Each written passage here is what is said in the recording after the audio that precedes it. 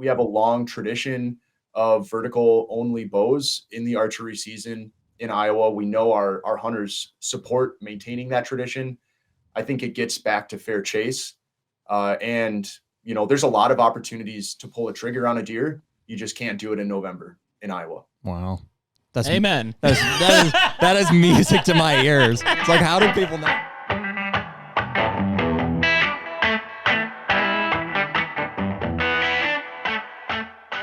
The HUNTR Podcast is brought to you by Predator Camo.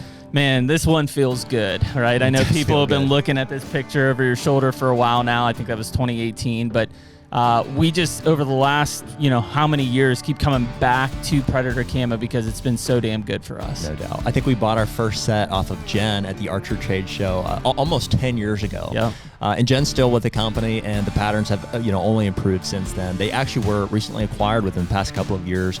We've had a chance this past year to go and meet with new ownership, talk about redesigning a lot of the old lines, plans for new patterns, all of the above. So really excited about what's to come, not only this coming year, but in years to come. There's a lot of good stuff coming from Predator. Yeah, and I mean, for us, it's always been going back to that breakup pattern, right? That's the historic look, whether you're talking about the spring greens or brown deceptions or fall grays. Yeah. I mean, that breakup is really what's been so powerful for us in a tree stand. And right now, they're letting anyone use the code HUNTR on the Predator Camo website and get 20% off any of the lines, including all the new stuff that dropped here in July. Be the Predator. And we're back. Ew. HUNTR Podcast, episode 269. A little bit of a hey-o. Little echo. Yeah. 269. Almost 270. Oh, yeah. We didn't even check ourselves on it before we started, huh? I knew it. I already got it. The old 69. That's it. I wined and dined. I got it. Do your part. Thank you guys for being here. Whether you're listening on YouTube, Spotify, or Apple Podcasts, we appreciate you guys tuning in. We drop these episodes every Tuesday and Thursday night at 6 p.m. Eastern Time. If you've written us on Instagram, DM, or the website, those are the two we check the most frequently. We have some new merch and a new website coming. It may be out by the time you hear this. Might be. Something fun to check out. Yeah, we have some cool merch, and we'll be rolling out some more stuff kind of throughout the season. So that's fun. We like having that stuff for you guys. So you can use code HUNTR, HUNTR, on any of our partners' websites and get some pretty sweet discounts. I mentioned Predator and Lone Wolf on the last one. Maybe some other ones would be Bushnell. If you guys need some glass this year, you can use code HUNTR for, I think, 15% off.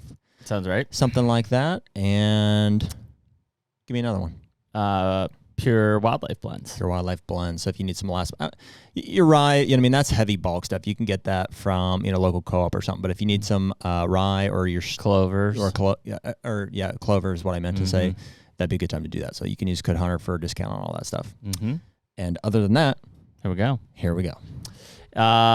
If you're listening to this, I don't know, sometime early to mid-September.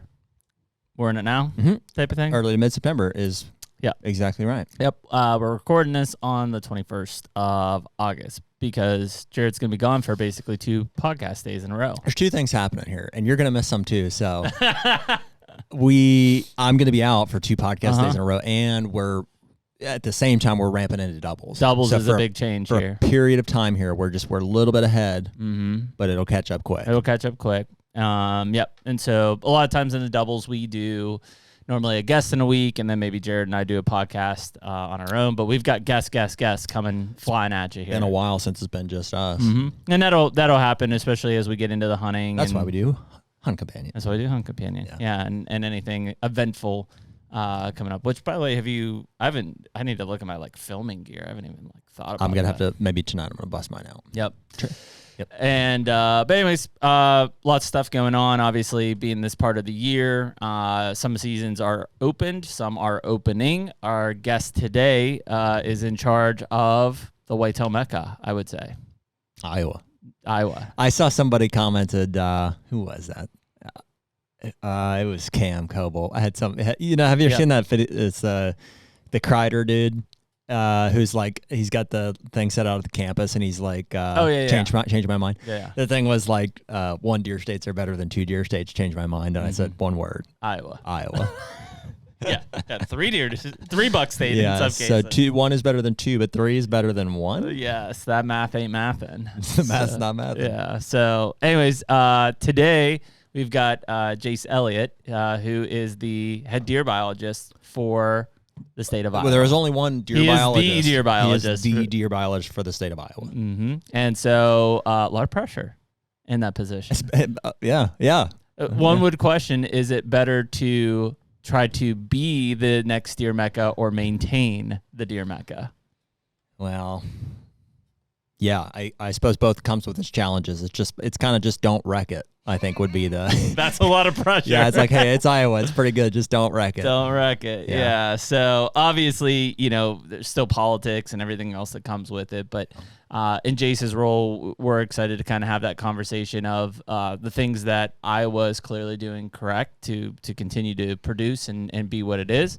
And some of the challenges that I'm sure it faces. Like, obviously, we've talked about this on a couple podcasts now, but timing is appropriate. Like EHD has been a thing in Iowa that has just consistently come up. And, that's a huge challenge for a lot of those areas to be able to overcome. So excited to kind of have this conversation.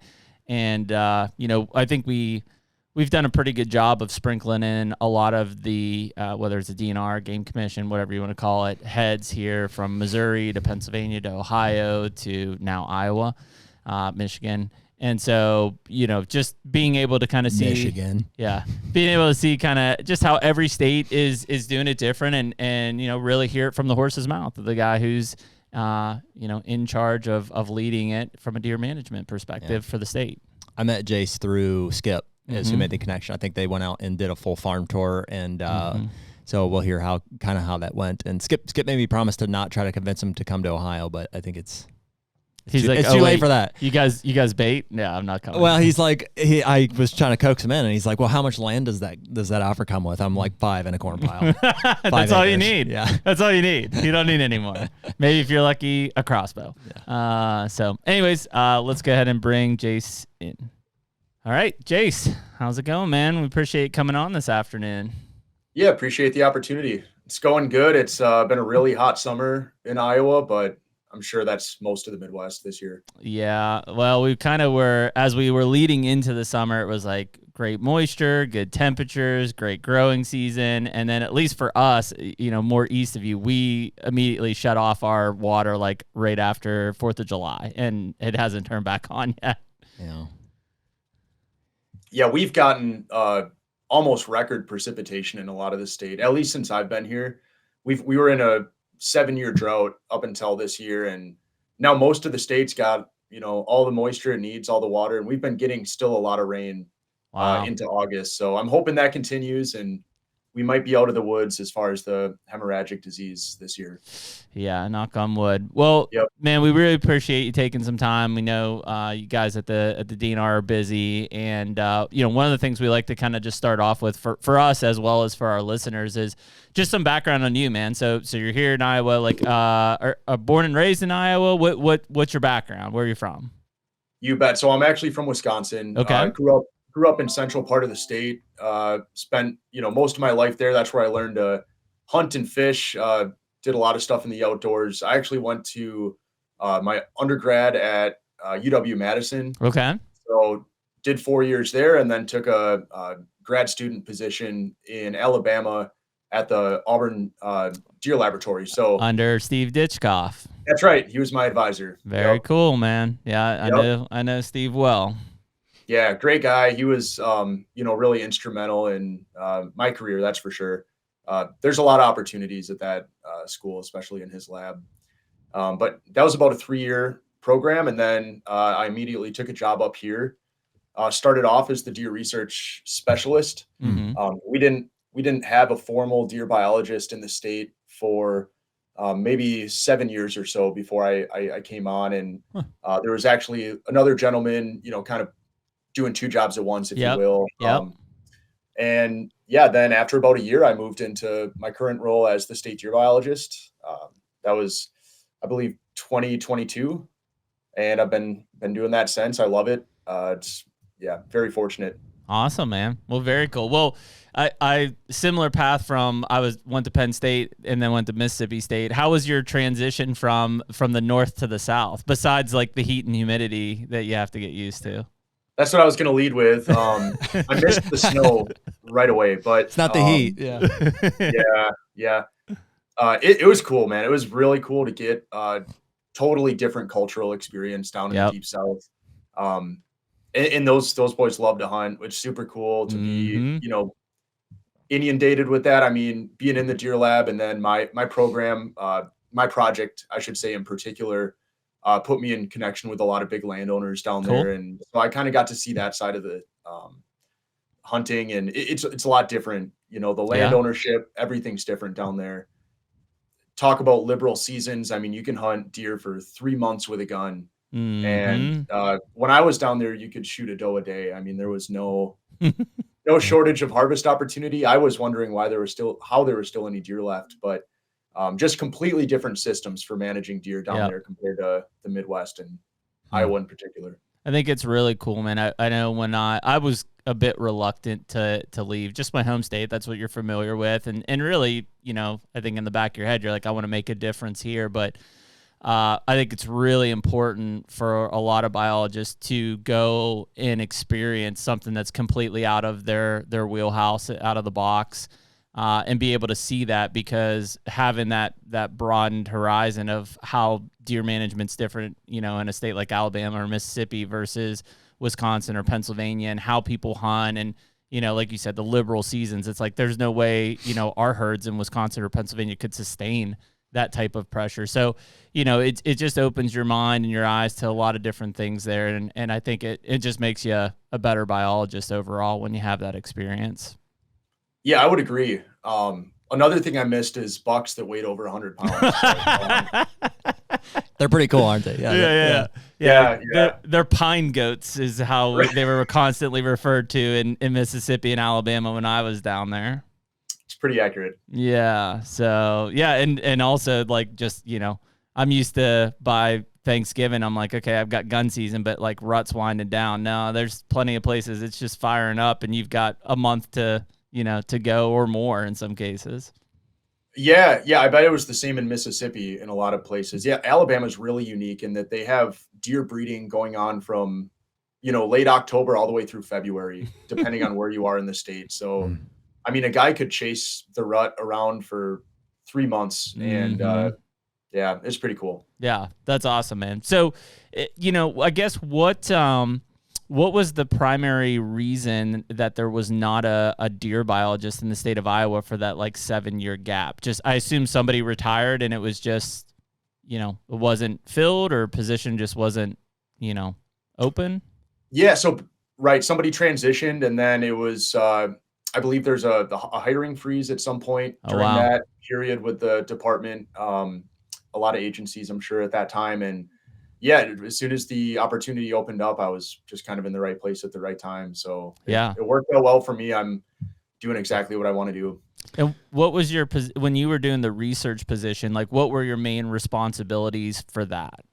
I was doing a lot of what I do currently. Okay. It's just that I was kind of in a learning role, right? So somebody else was handling the deer program. Yep. And so I got to kind of see how that's done and just kind of get up to speed before I took the reins. Got it. Very cool. And who had that been? Who was running the deer program prior to? Yeah, it was actually our statistician, our biometrician, actually is the position called. So that was a lot of work for one individual. He did a really great job regardless. But yeah, I think it's an important position to have somebody able to dedicate their full time to. That's for sure. Sure. Yeah. So you took over the biologist role in 2022, you said. That's right. How long had you been in the research position? About 1 year. About 1 year. Gotcha. And did you go from college straight to Iowa, or how did that opportunity kind of come up for you? Yeah, I mean, I got close to finishing up my thesis project, graduating. And I was starting to kind of look at job opportunities, and I saw the position open in Iowa. I actually talked to Dr. Ditchkoff about it. He said, no, I want you to stick around a little longer. And I went ahead and applied for it. And when it got all down to it, he gave me a really great reference and said I should take it. But he was a little apprehensive. I actually had to leave maybe 3 months before I actually graduated. So wow. Those first few months, I was finishing up my master's in Auburn while working full-time up here. Yeah, that's a lot, man. Yeah, and then had to go back and defend the thesis at some point. Well, COVID was on my side for that. I got to do it so you got a virtual. Yeah. Yep. There you go. Yeah. How does a position like Iowa deer biologist, I mean, I maybe I'm misguided. It seems like that would be highly sought after. Like yes, I'm sure. So. Was there a lot of people that applied for that position? I would imagine, that was not information that I was given, of course. I know that they selected a handful of people to interview when the time came. And, I think I had an advantage given that I was working in the program already for a year. Yeah. Well, you got a good vibe too. You're a likable dude right out of the gate here. So I'm like, I can see why you got it. Well, and you came from the deer experience. I mean, and Jace, I'm sure you've seen this. Like, so I'm 13 years older than you. So like I graduated. Jimmy's like, yeah, I applied for that 13 years ago. I probably did if it would have been open. So I came out with my master's in 2010, I think. And at that time there were still if a deer position came open, I mean, it was definitely a ferocious application pool because you've got, when you think of Auburn, Mississippi State, Georgia, Tennessee, Texas A&M, I'm leaving other people out, but there's a core group of schools that have a really, really strong wildlife management program focused around deer and deer habitat, right? When we talk about, Ditchkoff and Damaris and Harper and Miller, all these guys that have been there. And obviously, a lot of them are retiring now and transferring out. But, when from a state, this was what kind of took my journey. I went to the private field, right? Because the state field, it was so competitive. And frankly, I was competing against my wife, who also was looking for a deer position. So the odds of a husband and wife finding deer positions in the same state, not happening, right? So it was like, hey, listen, I'll go and battle. That's uncomfortable. Yeah, I'll go battle. She's in the like, yeah, you public can take it if you want to, but if you want to be happy again ever. Yeah. I will make sure the kids don't respect you either. Exactly. So it's that demand. And I would say, and Jace, I don't know from an Auburn standpoint, but obviously there's still a very heavy deer masters focused at a lot of these schools. But also, when the time I was there was when we had a lot of conversations about the lack of hook and bullet students in a lot of these programs as well. We saw a lot more people looking at it from a conservation biology side, and then I hunt deer, so therefore I want to manage deer. Yeah, I would agree. I mean, Auburn and the other schools you mentioned that have the really strong deer programs are pretty unique. And there's not a whole lot of other examples outside of the Southeast. Mm-hmm. So, but like you said, I mean, the state deer jobs are numbered. I mean, there's one of me in Iowa. Other states have more deer folks than just one in some cases, but still they're positions people like to hang out in for a while. Yeah. For sure. Yeah. I mean, a lot of these guys are staying in them for 15, 20, their entire career. They may shift in the deer program, but they don't leave the deer program. So, yeah, it becomes an extremely competitive thing, which is good, right? I mean, because you want the best for these positions. It's a hefty role that's coming into it. But, it becomes limited in the opportunities, too. So, Jace, what is the role of your position? Yeah, basically, I'm overseeing the research, management, regulations around whitetail deer in Iowa. So I work closely with my bureau chief, my research supervisor to, make sure the deer are being managed appropriately, make sure that we're monitoring populations, things like that. So a lot of what I do is I'd like to say programmatic, it revolves around a deer program. I'm not involved in research projects on a regular basis. But we have a lot of different ways that we collect data passively in Iowa, which we could get into. But yeah, the bulk of my job is, kind of speaking towards our management, making sure we're staying on the right track, making sure we're making regulatory adjustments where needed, issuing the right number of tags, looking ahead at keeping Iowa at the top of the list. Yeah. Sorry. So a lot of that sounds essentially goal oriented, right? So, I mean, Do you have like from year to year, is there kind of like a checklist of here are the goals, or even like, lifetime type goals? Here's what we need to stay on track in Iowa. What are the goals of the Iowa deer population? Yeah, great question. I would imagine that by the time this podcast airs, we're going to have our first deer management plan posted on our deer hunting website on iowadnr.gov, and that highlights, it's a comprehensive overview of all of the things you're asking. Sort of what are our annual goals? Oh, cool. What are our long-term goals? In terms of our annual goals, we're mostly talking about county population changes, issuing more or less antlerless tags in order to align with our management objectives in those counties. Yep. So that would be, our year-to-year goals. Of course, we look further than that, and in some cases are exploring, regulatory changes that might go beyond a county antlerless quota as well. So is it purely numbers based, or is there like a sex ratio? Is there any acknowledgement of like a trophy quality that Iowa undoubtedly has? Are those goals as well? Yeah, another great question. What we don't do in Iowa is tie ourselves to, I would say, arbitrary biological thresholds, right? Like counting wild deer is extremely difficult. We could come up with models to do that, but every model is going to say something a little bit different. Yeah. To me, the value in those statistics are showing trends. Yep, trend-based data. I don't care very much what the actual number of deer in the state is. I would love to know it if somebody could truly provide that. But what's important to me is how the deer population is changing and how that relates to what our citizens would consider as socially acceptable. So no, we don't have, density or abundance goals per se. But what we have is management objectives that are designed around maintaining a top level of quality. We do that through our, strategic regulations that we can get into later. But we also have to make sure that we're mitigating damage because, deer are the most culturally and economically impactful wildlife species in Iowa. There's really no question about that. And we all know that the benefits that the deer provide in Iowa, but of course, what Iowa is synonymous with, other than trophy quality hunting, is farming and agriculture. And so there's cost there as well, and we have to make sure that we're managing a population for all Iowans. Yep. No, I think that's a great point. It just, I guess, backing up one step, you talk about the regulations and stuff. Just for our knowledge and listeners, the DNR, how is that set up? Like, do you guys have a commission and legislators you still have to deal with? Like, I guess to what level control do you all have as DNR to make regulatory decisions versus they've got to go through other hoops?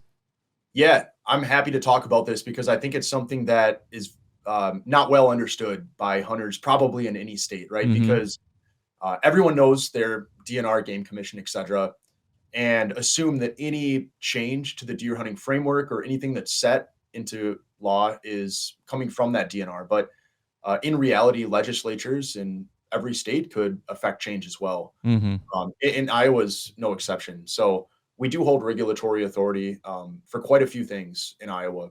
And it really depends on what we're talking about. But things that are under our umbrella are changing, how many antlerless tags would get issued in a certain county, for instance. That's something that we look at and modify every year. We have 99 counties, so that's a lot to look at, but that's kind of our main regulatory lever. And then there's other things like the number of non-resident licenses that, or should I say the fact that every non-resident who buys a license to hunt deer here would also get a mandatory doe tag. That's something that's set by the legislature. So there's a lot of both in Iowa, and we do have a natural resources commission that all of our proposed regulations have to get approved by, which is very common in states. Yep. Got it. Okay. That makes sense. Yeah, I think that helps set the framework because a lot of times we talk about, if I look at like the Pennsylvania Game Commission, right, we're not a super agency. We have a commission, and definitely legislature has impact on things. For instance, we just passed Sunday hunting in the state of Pennsylvania, which the governor had to sign. That doesn't make it legal, right? Then it has to go to the commissioners and the Game Commission to actually set that from like which ones we can get. That being good. Sorry. Well, no, I was just going to hone your question a little bit to revolve around like changes that seem to be coming from like the outside in. Sorry, you good, Jace? Oh, yep. No worries. So like the things that would come to mind would be like crossbows, obviously. Correct me if I'm wrong. Iowa, no crossbows in the archery season, correct? Correct. So crossbows would be one. Baiting is obviously an issue that, issue, I guess is the right word, is taking place in a lot of states. Things like technologies like trail cameras and usage of drones.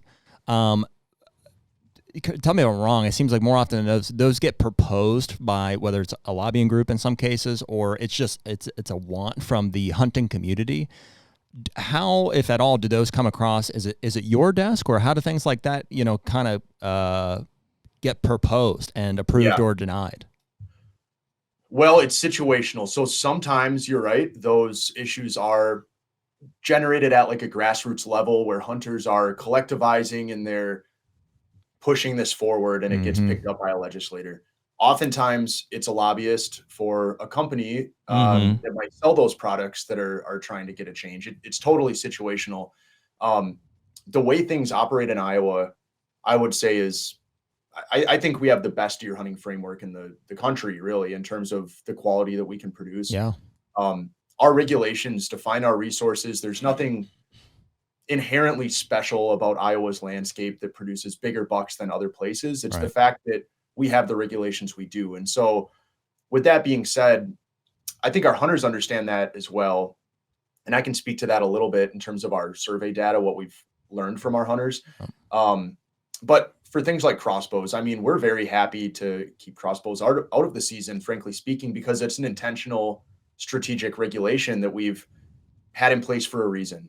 That's not something that we're going to look at changing. And speaking about crossbows specifically, only 5% of hunters in Iowa are unsatisfied with crossbows being out of the archery season. Yeah. Wow. Okay. So that doesn't give us a lot of reason to look into it. It seems like we're doing things the right way. And hopefully everyone understands that as well. That's an incredibly low number, actually. And I bet it's lower than it was years ago. I bet it took seeing every other state decline to realize that is probably a reason why your hunting is still so good. Yeah. I believe that we're the last stronghold in the Midwest. Yeah. You absolutely are. Yeah. I would assume that percentage is very close to like what it was in a state like Pennsylvania and stuff when it was just for disabled. It was like 5% of people wanted it, right? 95% of people were like, no, we don't want it. I mean, if you're disabled, use it. Great. But other than that, and then slowly, whether it's industry based or whatever, like the adaptation of like everybody wanting it. But I would assume just because it's been kept out of there, like most people are like, yeah, we don't need it. We don't want it. Well, eventually you look around and you realize you see everybody else complaining. Frankly, you watch the HUNTR Podcast, these guys are always complaining about Ohio. It's got all these things. And it's like, hey, maybe we have it pretty good here. Maybe, and here's some reasons why. Or, not to cut Jace off here, but, we're picking on crossbows, but still, are other states in that same situation? Like was Pennsylvania or Wisconsin or Michigan in the same situation where they're like only 5% wanted it, but the industry pushed it from a lobbying side to basically override that desire? Can I ask you this, Jace? Why do you guys feel like that's an important part of your management strategy? Why do you feel like it's important to keep crossbows out? Yeah, absolutely. The reason why it's important to keep crossbows out of the regular archery season in Iowa is because that's the most vulnerable time for mature bucks on the landscape. Because of that, it should be a privilege to be able to hunt during that period of time. And what I mean by that is if you're going to be able to hunt deer in November, you should be able to have a little bit of a hill to climb to get there. You should also hunt with a weapon that sort of handicaps your ability to harvest those vulnerable mature bucks, or otherwise you have less of them. And I think it's as simple as that. We have a long tradition of vertical only bows in the archery season in Iowa. We know our hunters support maintaining that tradition. I think it gets back to fair chase. And there's a lot of opportunities to pull a trigger on a deer. You just can't do it in November in Iowa. Wow. Amen. That is music to my ears. It's like, how did people not get that, dude? Well, I think that there's a lot that do. Like, obviously, Jace, you're in a great position here. That Amen. Yeah, you're right. I mean, that's what you said is exactly it. And the more we're talking about, the more the wheels are turning. Is like, I would assume that if you went to most of the states that ended up legalizing it, it probably was very manufacturer lobbied for it. Money was involved, and it gets passed. Whereas, like, you're listening to your Iowa hunters, right? And I would assume, I guess to back up, when you're talking about the 5% versus 95%, are you pulling residents and non-residents, or are you pulling residents primarily in that? Just residents, which is how it should be. Agreed. How it should be. So there you go. I think when that all happens, you're not only listening to the residents who it's their wildlife, it's their state, should have the say in it. You're following that direction. Mm-hmm. I think this is a classic case of where the forcefulness of these manufacturers through lobbying to legislatures is how this is getting done in other states. Can I ask, just to clarify, like when we say legislators, like when that happens, is that like a lobbyist group goes and they're petitioning? Is it a senator? Is it or House of Representatives or a House of Representative for? Mm-hmm. And there's how many of those like in the state of Iowa? Many. I couldn't tell you the exact number. Like a couple hundred. Yeah. Okay. So and any one of those people could essentially then start a bill, propose a bill. Correct. And they usually have to have other support in it. Yeah. So on an issue like crossbows, I mean, how much authority do you feel that you guys have as the DNR to keep it that way versus, if a bill gets proposed in the legislature for them to do it that way?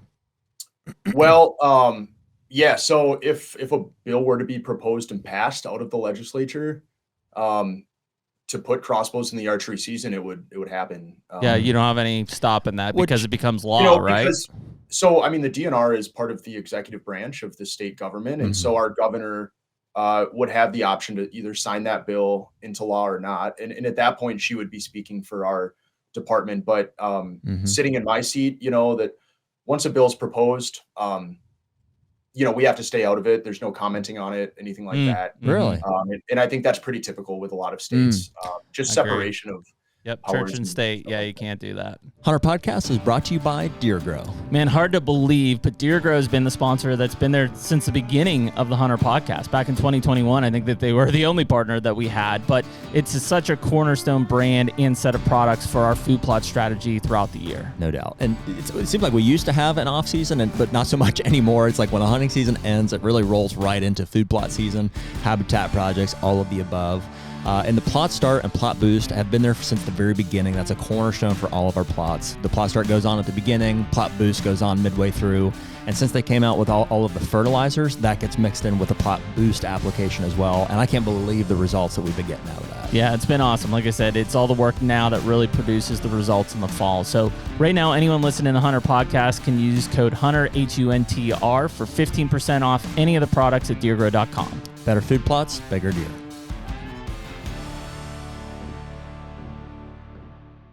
It could be hearsay. Doesn't that happen like every year? Isn't every year there's a bill to put crossbows in the archery season or to XYZ, allow non-residents to buy, whatever it is. Doesn't that happen like frequently? It was common. I don't know. I haven't been in Iowa more than 4 legislative sessions now.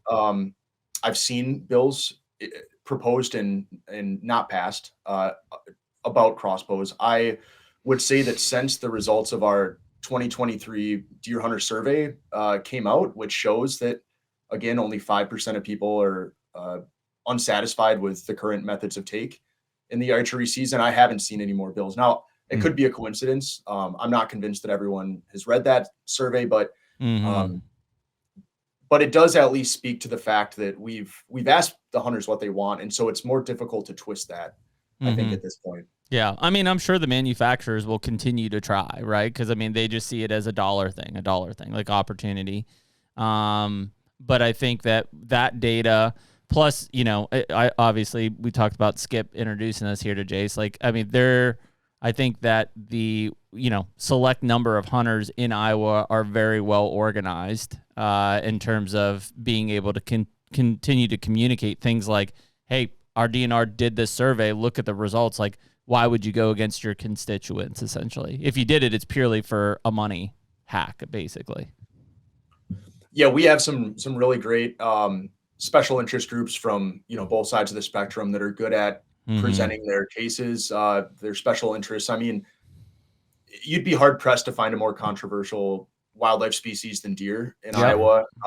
And so it's a hot topic. I mean, we're talking about dozens of bills every year getting introduced. Most of them don't make it out, which is the nature of most bills, regardless of the topic. But yeah, it is interesting to follow. So if something like that happens, and like, I guess the public lands thing that happened here recently would be an example of, like, that was a bill that was proposed, I believe. But that was at the federal level. At the federal level. So in a case like this, if that bill is proposed and made public, then it would be the responsibility of just the citizens to contact the representative and say, we don't like this bill. We don't want that. Yeah, if it was something that wasn't supported by hunters, then their best way to understand that would be getting involved with a sportsman's group. In Iowa, we have the Iowa Sportsman's Club, we have Iowa Bow Hunters Association, and several others that do a really great job of being a collective voice. Let me ask you this. I may fumble over how I asked this question a little bit. So, like, that makes perfect sense. What would you say to a situation where the hunters may not understand what they're asking for? Let's use crossbows. We'll continue that situation there. So I would say in most other states, a majority of archery hunters want crossbows. They do. I think that's probably the case because that's what they hunt with.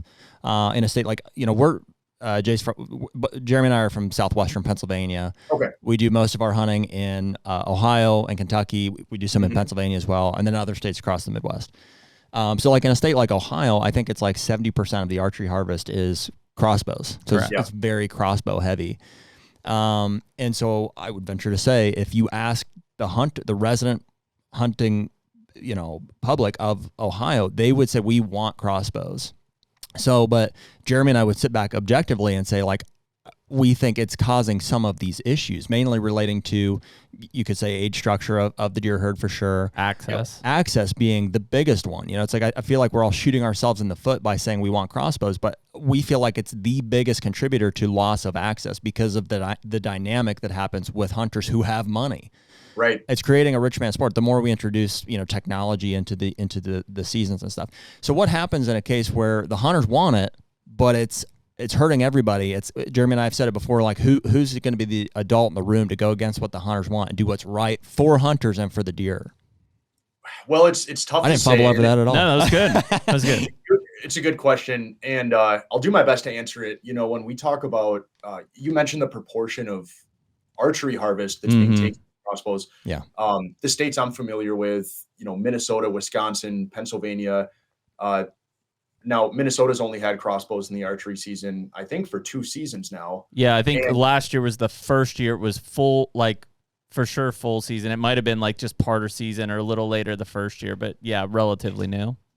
And over half of their archery harvest was with a crossbow already. Yeah, fast. It's like overnight.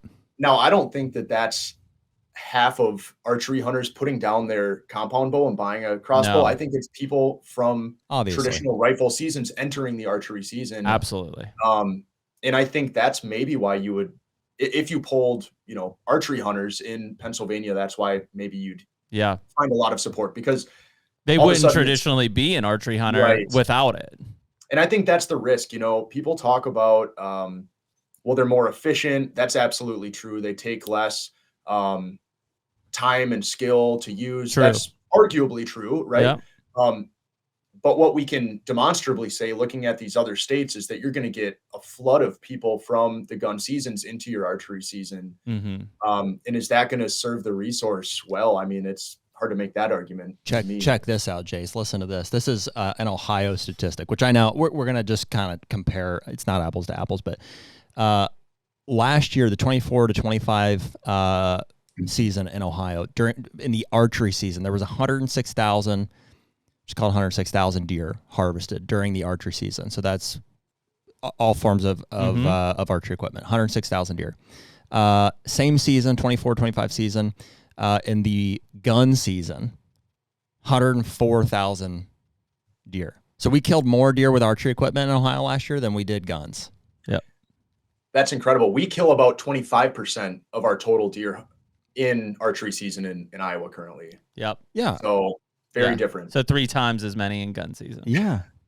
Yeah. And that's how it should be. Yeah. Yeah.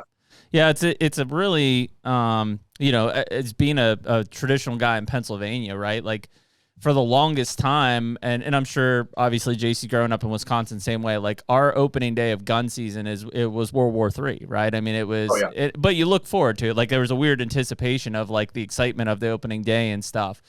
And I will say we've had Crossbows in Pennsylvania for, I don't know, going on 9-10 years at this point, something like that. The opening day of gun season in Pennsylvania is a very lackluster event anymore.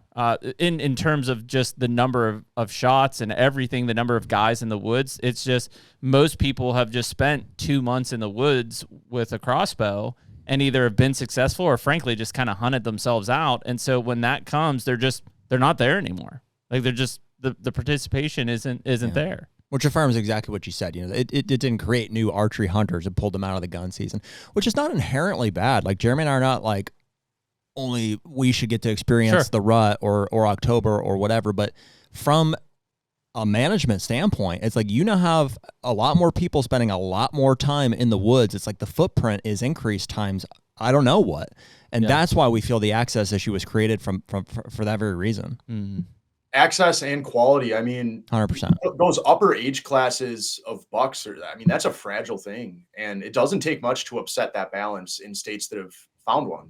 Yeah. And I mean, I grew up in central Wisconsin. I hunted every year. I hunted mostly rifle season until I was, 15, 16. And it was the same thing. It was World War III. We were counting over 100 shots by lunchtime.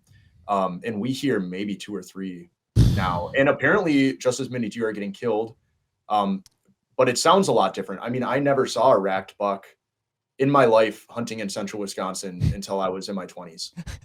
Yeah. Wow. I mean, the first 5 bucks I killed were spikes, and those were the first 5 bucks I've ever seen. You know what I mean? It's like a completely different system, different habitat, apples to oranges comparison. But coming here in Iowa, and I think it sounds like you guys have hunted here. Yep. We both did last year for the first time. Okay. Yep. Yeah.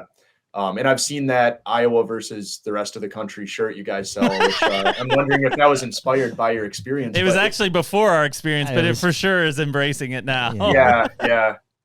Well, I mean, there's no question. The secret's out, right? I mean, we have something really special here, and I would just hate to see that go. Well, so I think what's interesting, Jace, like obviously you hammered home from a goal standpoint is it, maybe it's on a specific number, but it is a population of like, does this county need to have less deer or more deer, right? Yeah. But clearly, and I guess what Jared and I have been wondering is it a direct or an indirect goal of the Iowa DNR from a deer program standpoint to have a quality age structure and quality bucks? As far as I'm concerned, direct. Absolutely. I mean, absolutely.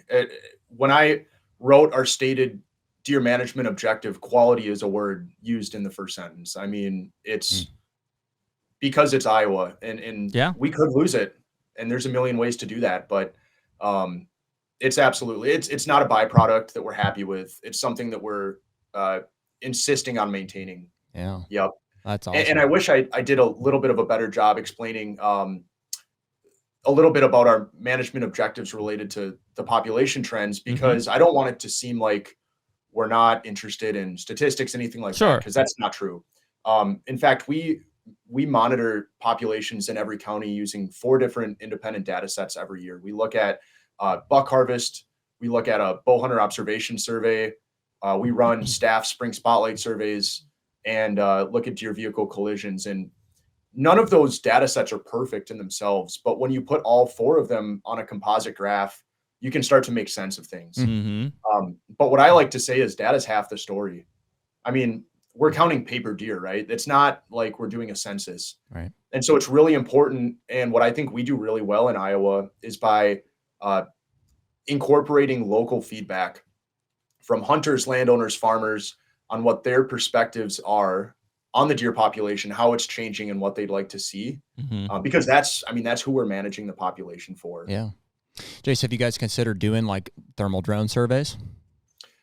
We've actually incorporated drones experimentally into our spotlight surveys, more of just a proof of concept. Like, are we detecting all of the deer on the landscape? How many are we missing? Just to improve that data set. It'd be a cool thing to think about. Again, we have about 200 spotlight routes, so it would be a big investment to transfer to the drones. But I mean, obviously they're incredibly handy at counting deer. We had Jack Houston on this morning. He runs the Midwest Deer Surveys. Yeah. And he's just one guy, right? And he's done a couple hundred. Yeah. I mean, last year. So, I mean, over his life, I'm sure he's done several thousand surveys at this point. And he's mainly Midwest. It's, it's in the name there, but he's doing Iowa, Kansas, Illinois, Missouri, some Western Kentucky stuff. He's from Missouri himself, so I know he's done a lot down there. He made a comment like I think he said that the state of Missouri says where they think that there's about 17 million deer in the state. 1.7. 1.7 million deer in the state, forgive me. And just based on his surveys and what he sees based on the perception of the people that live and hunt there and stuff, that he's like, I think it's at least double. He's like, I think they're off by that much. Yeah, it could throw everything we know out. I mean, but that's why I don't insist on those specific numbers, because what really matters is, I mean, we're managing this population for Iowans. Are Iowans happy and satisfied in general with the deer population? And if not, where do we move it? And I think you guys have alluded to it too, but we definitely have a resident first attitude when it comes to deer in Iowa. Which is great. There's no question about that. Yeah. Yeah. Well, dude, my feeling on that is like, you guys are doing exactly the right thing. And it's not your fault that every other state is doing it wrong and, causing us to want to, that's why people want to go to Iowa, because they're like, well, my age structure sucks here and I lost my spot because everybody's hunting with crossbows now. So that's not your fault. And frankly, the demand there wouldn't be as high if, a few other states would change some things about the way they're doing it. Absolutely. And to speak to that demand, you guys probably know there's 6,000 non-residents that get to hunt in Iowa every year. We have about 160,000 residents that hunt every year. So, which isn't that many, right? In the grand scheme of things, like we talk about our state or Wisconsin, like Pennsylvania is sitting at, I don't know, north of 600,000 deer hunters, right? Although 80+% of our landscape is row crops, right? So there's only so many places to hunt deer. And if you actually look, our hunter density per square mile is very low. Our hunter density per square mile of timber is the highest in the country. Right. So that's important to understand. But yeah, we have, relatively few non-residents that can come shoot a buck here every year. How many would you guys guess have at least one preference point? Talking about non-residents across the country. Oh boy. I don't know. 30,000? 100,000. 100,000? Yeah, I was gonna say it's gotta be more than that. Wow. And we let 6,000 in. So yeah, I mean, get your points in. Do you how do you see that trend going? So we hunted zone 4 last year. It took us 4 points. 5 points. 5 points. We're cashing in 5 points to hunt zone 4. Yep. Well, I mean, we can expect it to continue I sense bad news coming. He's like, let me look at this. Yeah. Let me check my chart. More than that. We're not seeing point creep like Western states are with elk. Okay. Well, that's good to know. But it's a real thing. I mean, 10 years ago, it didn't take 5 points anywhere in the state. Right. And I think zone 5, for some folks, it actually took 6 last year. And that's new. So we're seeing it. A lot of people hold on to their points until they think that, because we publish the success rates and things. So that helps a little bit, but I don't see the demand going away, especially as maybe states are kind of losing that age class that was keeping hunters there. But as far as I'm concerned, at some point there'll be a tipping point. I mean, we have not a cheap deer license, and it takes a lot of years. So that's going to start at some point, I think, keeping people from maybe wanting to apply. And to be honest, that's fine, because again, we're managing our population for our residents. What, I would say, like, from the outside looking in, like, if there was I don't even know if I would call it a criticism, but if there were a criticism around Iowa, it would be the fact that if you're a landowner, right, you can take basically up to $3, right? Like, that's correct. Seems like a lot when you're talking about a state still being able to maintain Deer Mecca status. Yeah. First of all, and you may not have the stat in front of you, but how many of those tags actually get filled? Well, a good number of those landowner tags get filled. However, when we talk about people who kill $3, we're talking about very few people. Right.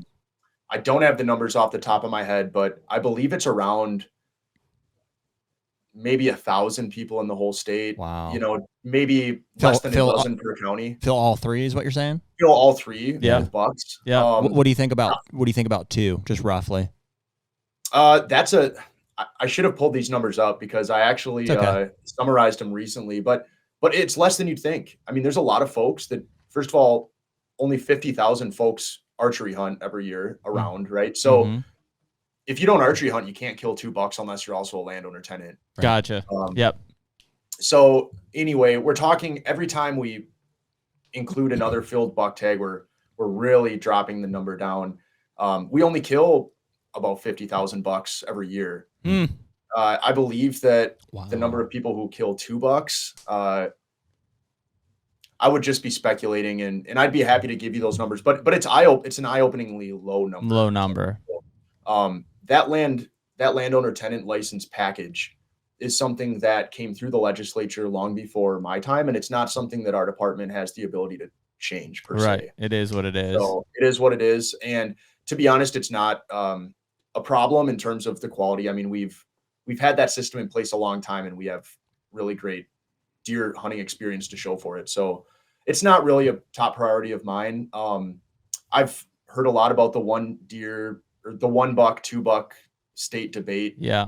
I can see an argument for it, I suppose, but to be honest, I think if folks in Iowa were more concerned with maintaining the quality we have, preserving that and fighting for it, I think we'd be in a better position than trying to, not that there's nothing to improve on. I don't ever want to make that claim, but we have things really well figured out. I mean, the one thing that did change last year was the loophole on the party hunting, right? Yeah. From a non-resident standpoint, particularly, you know, and a given 6,000 non-residents, right, get to hunt. It doesn't seem like an overwhelming amount, but I mean, I would assume there was a pretty decent success rate there with those people. Well, and it was a loophole, really. I mean, it was never technically legal for what was happening to happen, but what we heard a lot of was, like you said, non-residents who weren't able to draw in any deer tag to hunt a buck would just buy an antlerless license and then party hunt with residents that had a buck license that they could shoot. Now, how many residents do you think would be doing that for free? Yeah, not many. Not many. So there's obviously likely to be money getting exchanged. I mean, there's outfitters who've built a business on this loophole. And, I'm sure. You know, because people can skip the line. And, you know, what it did was undermine our system. And again, it was something we were able to put an end to in the name of a resident first strategy. Yeah. Very cool. Yeah. I mean, I think that it's such a weird dynamic because, you know, in every other state, it really feels like, you know, whether you talk to a resident or a non-resident, it's like they just want opportunity and they want it easier. But when it comes to Iowa, I feel like I'm sure there are people out there that want it, but the broad majority, I feel like, understands the barriers that need to be in place because it's such a finite resource, right? And at the moment that some of those walls start coming down, for instance, like, there were definitely people who complained when this non-resident loophole was closed, right? But the vast majority of us, whether they were using it or not using it, were kind of like, well, that makes sense. Like, that shouldn't be that way, right? Yeah, we had overwhelming support for, and it wasn't even a change per se. It was just something that we started to clear up because we realized it was a pretty big issue in some parts of the state. I mean, there's not a single resident that I talked to who wasn't profiting from that loophole that was upset about it. Let's put it that way. Right. Yeah, exactly. Well, and again, going back to the resident side, like, it should be to take care of of them, what they want, where the favor is leaning towards them for these things. So yeah, and I mean, ultimately, if you want it bad enough, we talk about it all the time, just move to Iowa. That's right. Yeah, exactly. That's there are a lot of people who move to Iowa for the deer hunting. Yeah, and there's not a lot of people who move to Iowa for anything else that I've met. But let's just be honest, it is a major tourism impact seasonally, and I mean, when I had an opportunity to move here, let alone work as the deer biologist, it was like, well, that would be pretty sweet because I've heard, about what Iowa can produce. And yeah, you had killed 5 spikes in a row, so I think things were looking up for you. Your first spike's going to rank out your first 5. Yeah, right. I mean, yeah, sometimes I still have expectations, down there, and it's crazy. But I don't also want to make it seem like we aren't, like we're not tossing non-residents to the wayside. It's just that we let an acceptable amount come in to hunt every year in order to not only preserve the bucks that are on the landscape for residents to harvest, but also to maintain access for residents, because there's people all over the country who'd love to move here or at least buy land to hunt deer every year. Now, even if you're a landowning non-resident, you still have to enter the draw. And so that discourages a lot of hunting property that currently has access for residents getting, gobbled up by folks coming from around the country who, and it's also intuitive, that if that happens a lot, and there's some counties where we have over 50% of the deer harvest come from non-county residents, still Iowa residents, but they might not live in that county because it's a destination hunting spot and the population's low. If those properties start getting bought up by non-residents, it's easy to see how that can create deer management problems. For sure. Nothing against folks that do that, of course, except for when, maybe there's hundreds of acres owned to shoot 1 or 2 bucks. Talk to basically every other state, like Ohio. You shouldn't have to apologize for it. Yeah, the priority is clear. So yeah, we get it. Yeah, people buy those properties to kill a big buck, and they're not there to kill 5 does. They're not there to manage the herd. I mean, given I do think that the habitat work and things like that they're putting in definitely benefits the area, but from a herd standpoint, they come in to kill big bucks and that's it. And that's not very fair to the, resident farmer with row crops that butt up against this guy's timber who are just trying to make a living. And, now the deer population tripled on that property over a decade because there's no management. Yeah. Well, dude, that's what, like in Illinois. So Jeremy and I own a farm in Illinois. It's an over-the-counter state. As landowners, even non-resident landowners, we can have two buck tags each. Okay. And we can kill them during the archery season. Mm-hmm. And we're like, there's a major, I think, between hunters and the Farm Bureau in Illinois, it's like that's exactly what we're seeing, dude. I don't know of any farms like in our vicinity where our farms are that are owned by. Well, I know a handful of them, but a majority of them are owned by non-residents, guys from Minnesota, Michigan. Yeah, run down the line. We're from Pennsylvania, and but don't get me wrong. I would lump us into like we're part of the problem. We would be shooting does. I mean, if we felt like there was a thing, but it's that's not why we bought the farm. You know what I mean? And nobody else did either. We bought them to keep everybody off and shoot the biggest buck that we can. Type of mentality. And I don't think that's inherently wrong. That's what people want to do. But if the state allows it to happen, you're gonna have a deer number problem. Absolutely. And what we also learned about our hunters from that deer hunter survey in 23, again, we're like 97% privately owned in terms of the landscape in Iowa. Oh, wow. So you'd think that most folks probably have their own piece to hunt. In reality, the majority of deer hunters in Iowa, of resident deer hunters, primarily hunt land that they don't own, that it's private land that they have permission on, that they don't lease and they don't own. That's awesome. So that's kind of the backbone of our hunters. I mean, they might not own ground, but somebody lets them hunt somewhere. We don't have enough public land to go around. We're talking about 3% of our landscape. That's not enough to support 150,000 hunters. No. And so it's important to maintain as much access as we can. Of course, I'm sure Iowa's just like every other state. Access is getting trickier every year.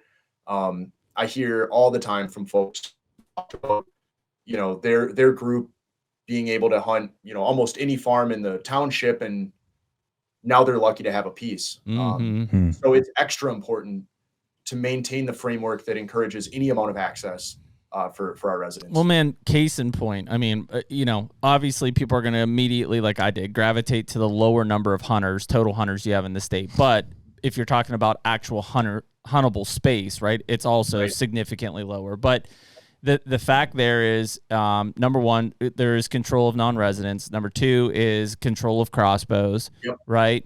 If I look at that, and then if I take those two things, call it technology in general. Technology in general. I take those two things or three things and say, okay, well, how are people hunting? And you're saying, well, most of them are still hunting like we used to hunt 10, 15 years ago, which was permission based. There's not a state that I hunt besides Iowa that I think I can gain easy permission to have like a successful hunting season on. It's either owned a deer hunt or it's leased. Yep. You bet. And 3% of our residents lease ground. Wow. I thought it was going to be way higher before we. Yeah, I would absolutely thought it was way higher. Yeah. And so, I mean, but that's awesome. And like in a way, and we get called out for it all the time, but we keep bringing up those topics because access is the issue. And it's like, there isn't a place. I mean, Ohio is a prime example. So is Illinois of like, there is not permission ground anymore. It's leased. It's a pay to play game. And Iowa's not doing anything different besides those few regulations, and it's not a pay to play game. One thing I would also add that we do that's maybe a little bit different is we have a lot of short staggered hunting seasons. And the foresight behind that back in the mid 20th century was so spot on, because even then folks realized that we have a really fragmented landscape with not a lot of land to go around. So if we hold, 2 different muzzleloader seasons, 2 different gun seasons, and you can only hunt one of them, well, that's going to encourage a lot more folks hunting the same ground throughout a season. Yep. And that's what we see. I mean, there's a lot of landowners who say, yep, I'm going to hunt the first gun season, but no one hunts second. So go ahead. Yeah. So it splits the pressure. So there's less competition, but there's also, it's easier to schedule access. And, now landowners can use their tag during any season. So that's changed things a little bit due to a legislative change. But no matter, we still have a lot of options to choose from. And I think that's always going to help. Jace, do you guys have, I've asked this before to some other state biologists and stuff, and I think there's like a time of the year that you guys are able to get together. Like, is there a deer study group or something like that? They have a Midwest deer study group. Deer study group. Yeah. I mean, do you feel like you're just on a complete island when you go out there? Like, what is the perception of you or just of IRA in general amongst like the management community? Well, yeah, we do have that group. And the thing I hear most often is I'm getting real sick of my hunters comparing us to Iowa, saying, why don't we do what Iowa's doing? I'm not kidding. I mean, I bet, man. I'm sure they do. Every single Midwest state. And it's a fair question. Yeah. Why don't you just do that? Right. I think it's the cat back in the bag. It for sure is, but I think Iowa doesn't just have great quality. We also have the strongest doe harvest rates in the Midwest. So, right. So that's the envy of a lot of states. Like, that's everyone's problem. Why do you think that, Jace? Like what do you think is causing those strong doe harvest rates? People hunt deer in Iowa. That's what it is. I'll tell you exactly why. And to me, there's no question about it. We don't saturate doe harvest opportunity across the state like other states do. We don't rain free doe tags on landowners. And in doing so, it's considered valuable, right? Yeah. If you just start mailing free doe tags to every landowner in the state, pretty soon. So I'll tell you what, 2 things happen. First of all, the person says, well, yeah, we'll see. I mean, I didn't pay for these. I have no skin in the game. Right. Maybe I didn't really want them. Yeah. Well, maybe they would have, but now they're just sitting on their counter, right? Yeah. So there's a psychology shift. And number 2, oh man, all of my neighbors just got 10 doe tags. Yep. And they're going to assume that all those neighbors are going to use them. So I better just not shoot any does because makes sense. I don't want to ruin what we have. Well, chances are every landowner is going to have that same mindset. And that's what I would call a defensive deer management strategy. That's not healthy for anyone. Mm-hmm. If you're worried about what your hunters, what your neighbors, and landowners in your neighborhood are shooting, you're going to behave differently when it comes to pulling the trigger. And that's bad news. I mean, apply that to everything that we've taught, every piece of technology, every season date. Yeah. So you guys as Iowa are limiting the number, and then you're charging for them, right? Yeah, we make people pay for them. I mean, it's an opportunity that has value. And once you make something free, where's the value? Where are you communicating that there's any value there? It almost sounds like we're asking people to do it, right? And maybe we should be in some places, but you can follow that to its logical end and look at other states that I won't necessarily name, and they're throwing more and more and more opportunity at hunters, and they're seeing less doe harvest every year. Yeah, okay. And thirdly, do you guys does your doe season overlap with an antlered season, or does it have its own season? We don't have doe seasons. You can just harvest does when you during the regular seasons using that method of take. The one example is our January antlerless season, which we hold after all of the other seasons are concluded. But those are only in counties that have an abundance of antlerless tags that haven't sold. Okay. When do you? Go ahead. When do you see a majority of the antlerless harvest happening? Without a question, during our gun seasons in December. Yeah, that overlaps with the antler, with the regular season. Right. Interesting. Oh yeah. And so that's when half of our annual deer harvest comes. Is we have 2 different gun seasons. Yep. They span about 2 weeks, and there's a little gap between them to give the landscape a break. But yeah, during those 2 weeks, we see close to 60,000 deer hit the ground. Yeah. And then the other 50,000 deer get harvested over the course of 3+ months. Yeah. Well, in the same mindset of your first 2 points, we have advised had conversations with state biologists who are struggling to understand why their hunters don't want to shoot does. It's like, well, it's not special. Like, we get the tags for free. We can hunt them anytime we want. And the third point that we threw at them was, we're like, why would I shoot? I'm not going to spoil an opportunity at a buck that I'm already competing with my neighbor for to shoot a doe. I think where theirs is probably different. How long are your gun seasons? First one's 5 days. There you go. The next one's 9 days. And that creates a sense of urgency. Exactly. Tag filling.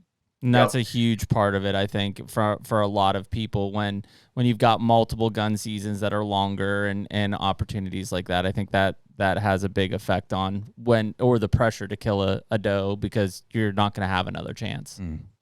Absolutely. And that goes for all of the seasons. We make people designate their tags for a certain season, and that just leads to, it leads to higher doe harvest, because if you're on your last day, maybe you were holding out for a buck, but you still want meat in the freezer. Yep. That's mostly why people hunt. I like to believe. And so that's, that's different than if I'll go out next season and use the same tag. Yeah.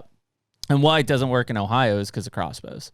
Because as soon as the gun season out, I'm just going to sit over a corn pile with a crossbow, and it's pretty much just as effective. It's our season. So we already established that more than half the hunters are hunting with archery equipment.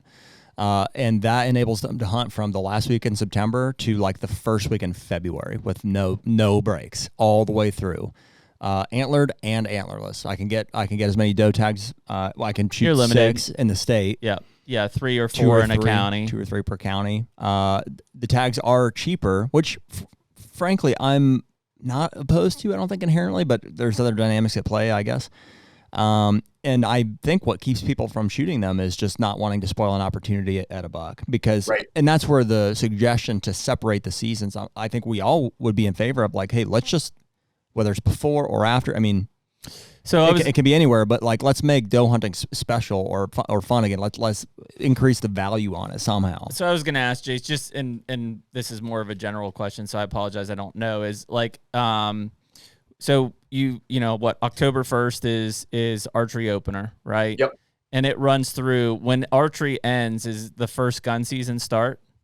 Exactly. And then after the last day of the second gun season, the second split picks up. Yep. All the way through January 10th. Gotcha. Okay. Because that's where, like in Pennsylvania, because Pennsylvania is another state, I'll give a kudos, where we kill more does than we kill bucks in this state consistently. Even with crossbows and everything. But we have archery season, whatever, first Saturday in October through mid-November, stops for about a week to 10 days. Then we go into a 2-week gun season, stops again until day after Christmas, and then it goes for 2 weeks for like a very primitive muzzleloader and archery again. So I think when you talk about the urgency and stuff, Ohio being one that doesn't have urgency, it's straight through till February. Like they just keep deferring and putting off, killing a doe because they're like, I just have time. These states that have broken up seasons and it builds that sense of urgency of like, well, if I don't kill it now, it's 2 weeks, and then who knows what the weather's like, or if I even get a chance to go out. So those are all, it's funny. It's just, it's very mental in terms of the strategic play that you have to do to get people to kill does.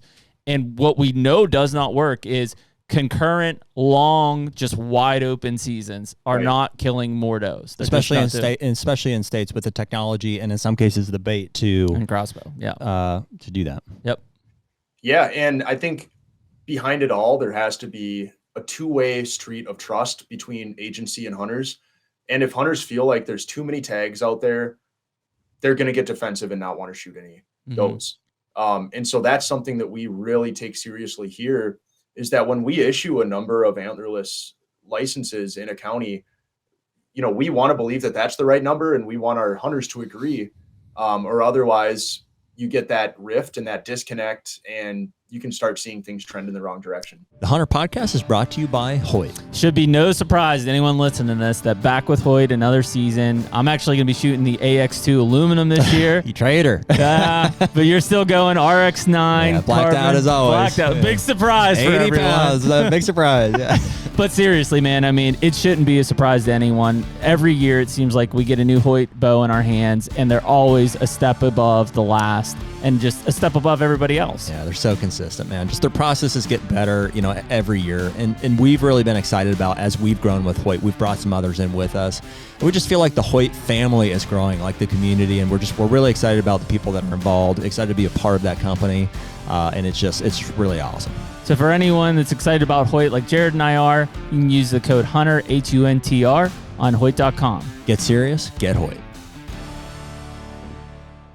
If you don't mind, would you go back to you talking about some of your colleagues from other states and stuff? So yeah. We're tired of them saying like, hey, or they're tired of saying, hey, do more like Iowa. What else exists there? Can you speak to any issues that they feel are being brought to them by their hunters or? Well, there's no question that most of the Midwest has a doe management problem. Yeah. That's at least the opinion of most of those folks. And we're talking mostly about the Eastern Midwest. So like where you guys are at, all the way to the Atlantic seaboard, but I'm just more tuned into the Midwest conversation. Michigan, my colleague or old colleague there actually issued a letter, to hunters basically begging them to shoot more does and explaining why it's important in that state for management objectives and a healthy population. It kind of strikes me as like, when I hear that stuff and there's a lot of nodding heads, I'm thinking like, that's just not here. That's not here. And I go to that meeting with Nebraska and Kansas, and I'd say Iowa, Nebraska, and Kansas are kind of the outliers, and Illinois to some extent too, that just, we don't really have the problem that some of these other states do with overabundant does. It's not like we just totally know what we're doing or that our hunters are better. It's that we have a more fragmented landscape, and it's a lot easier to manage deer when your state is an 80% timber. Right. And when we have a low, at least in Iowa, we have a really low proportion of non-resident land ownership. I ran the numbers from all of my neighboring colleagues, basically looking at proportion of does in the harvest in every county, right? So Missouri, Illinois, Wisconsin, Minnesota, South Dakota, Nebraska. And we had 8 of the top 10 doe harvest counties in that entire region in Iowa. And the difference going from southern Iowa to northern Missouri, that doe harvest percentage drops off by about 20+% as soon as you cross the border. Wow. Jeez. The reason being, as far as I know, and as far as my conversations with folks in Missouri, is that most of that ground is bought up by non-residents who want to get as close to Iowa as they can. Makes 100% sense. Just not very interested in shooting does. And well, now we see what our future looks like if we want to open the floodgates to non-residents. I mean, dude, you seem to have a really good grasp on the dynamic that hunters have with technologies and opportunities. Do these other people, these other state program leaders and stuff, can they grasp that? Is it out of their hands? Is it simply a legislative thing, or like why are changes not being made? Is it simply these cats can't be put back in the bag? Yeah, well, and I don't think that there's anything inherently special about me compared to anyone else. I mean, I'm really new to the position compared to a lot of these other people, and they're all great. I mean, I respect. Well, yeah, and I would say not even the people. I would just say Iowa and its regulations versus any other state. I think you're right that it's hard to put the cat back in the bag. Now, Wisconsin has a history of gun hunting over the Thanksgiving week. Good luck changing that. Yeah. It's not going to happen. Yeah. Maybe there's a small contingency of people who see what we're doing in Iowa and say, I'd love to replicate that here, but there's so much tradition embedded in their framework that it's never going to change. And same with Missouri in the second week of November and hunting with a gun through the rut. Like, they're very adamant that that there's a heavy population of gun hunters in Missouri, which I believe, and that they don't want it moved. And I don't think you'll see it moved.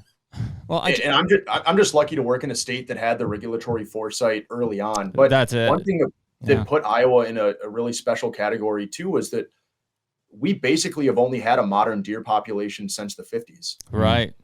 I mean, and in the 50s we had like 2,000 deer in the state. So it's so different from these Northwoods states that kept deer for, since early settlement. I mean, so we had a lot to look at and sort of design our framework around, and thankfully it's all worked really well. Well, and also like it wasn't until the late 90s or whatever to where you guys actually let non-residents apply to come and hunt the state. Like it was a resident only state for a long time. A long time. Yep.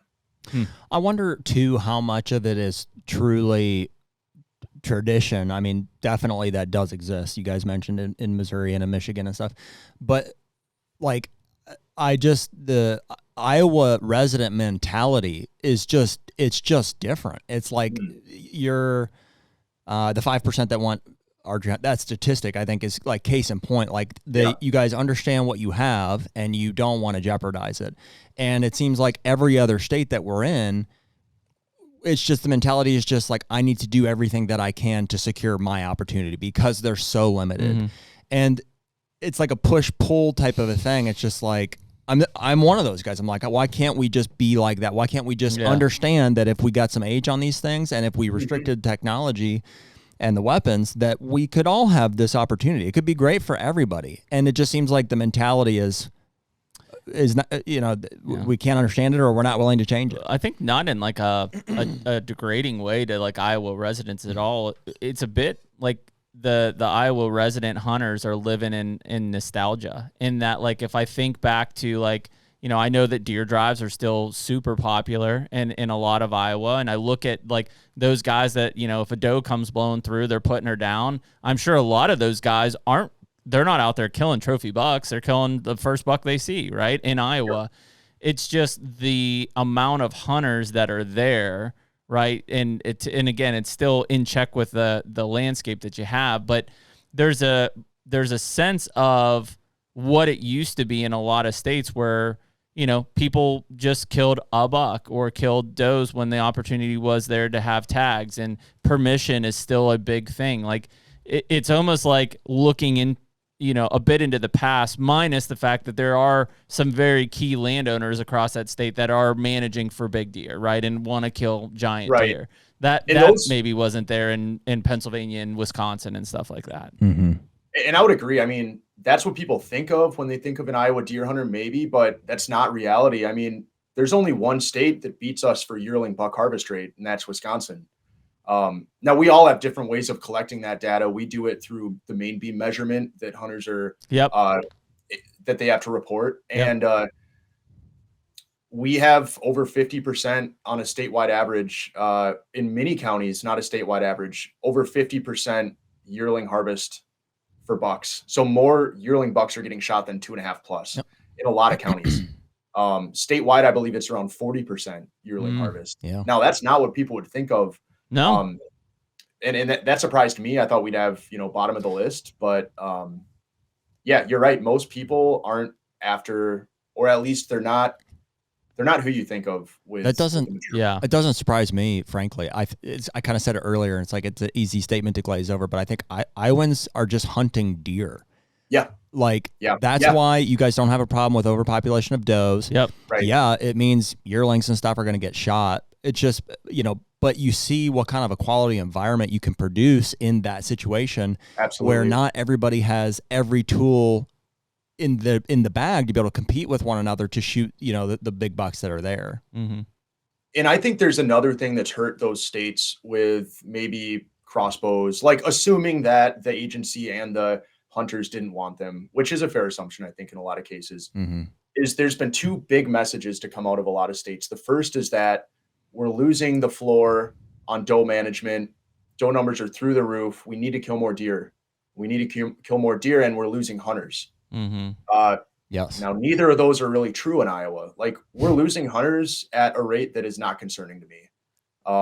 We have probably the most stable hunter numbers in the Midwest, and we have the highest doe harvest rates. So you can't twist those talking points into, well, I guess we should allow more weapons. Right. Well, and that's where I it's really, I haven't even thought about it until the stat you gave us in this conversation of like, did manufacturers and lobbyists push crossbows to be legalized as an archery equipment thing against the will at that time of the majority of residents in that state? Well, we know they did. And that single-handedly has caused a huge change in the pathways of those states, knowing what Iowa looks like right now because they didn't do it. 100%. It's like, well, yeah, you can't compare. Well, I don't know, man. If they're just hunting deer and I look at what does Iowa keep out that we don't, like, it's not like there's a ton of non-residents coming to Pennsylvania to hunt deer either, right? I don't know, it's probably more than 6,000 just because the sheer amount of deer space we have. But in proportion to the landscape, I bet it's very similar. So if I look at those two states, the only real difference is we allow crossbows in the season and Iowa doesn't. The interesting number back then, if you could go back in time and survey, which I doubt was done. It might have been. I'd be interested to know if they were, but I doubt it was done. Is I will almost guarantee it, just because I was old enough to see and remember that in the archery community, like in a state like Pennsylvania, it would have been less than 5%. I'm sure if you pulled archery hunters and said who wants crossbows, would have been less than 5%. Dudes with torn rotator cuffs were still out there shooting compounds because they're like, you won't catch me dead with that. So, but there's a mentality, and the archery community was very small at that time compared to gun hunters. Absolutely. I bet it was still less than 20% of the gun hunters even would have wanted crossbows. They weren't even thinking. Thinking about it. No. Yeah, it wasn't a concern. They would say like, "Man, I wish I could hunt archery season. I wish I had that crack at the rut." But it wasn't. They wanted that with their rifle. They probably would say, "Shouldn't you ask the archers?" Yeah. Yeah. Well, I'm glad we did. Yeah, man. I think there are definitely, I know Ohio does it. I know Missouri does it. I mean, pulling the resident hunters is very critical. And unfortunately, in some of these other states, Missouri and Ohio specifically, you kind of have to pull the non-resident hunters because they're so impactful on those states anymore. Yep. Another thing we learned from that survey that's relevant to this is that, again, majority of folks, or I should say a very small minority of folks, are unsatisfied with the current weapons allowed during our gun seasons. That's another thing that we're kind of unique in. Now, what I mean by that is that we only allow calibers between 35 and 50 to be used in our gun season. Now, that doesn't exactly mean straight wall rifles, but it's kind of like good luck finding a neck cartridge. Yeah, good luck. Above 35. They're out there, but so that's another important feather in our cap, I think, because again, it's based around fair chase and safety. you can't crack a buck at 400 yards with a 308 in Iowa. Right. So I'm hoping we keep that at that way too, for sure. Yeah, and I mean, I think when you have those poll results that support it, like again, the biggest thing, and maybe it was, I won't say it was a mistake, maybe it was just overlooked at the time, is that when these lobbyists are introducing things into legislatures, if the DNR or the Game Commission or whoever has data to contradict that, I find it very hard to believe, besides money motivation, that the legislatures are going to go against the constituents and what they say. I mean, that's just going to put them in a position to not be reelected, which is really all they care about.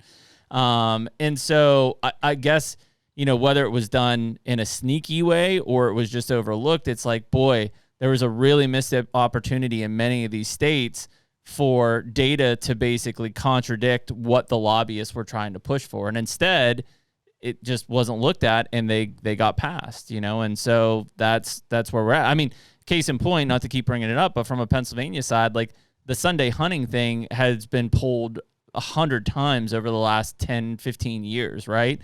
And the only thing that was stopping that was the Farm Bureau. The Farm Bureau was the biggest advocate for not having Sunday hunting. That's what they want to do. At the same time, they're complaining about crop damage.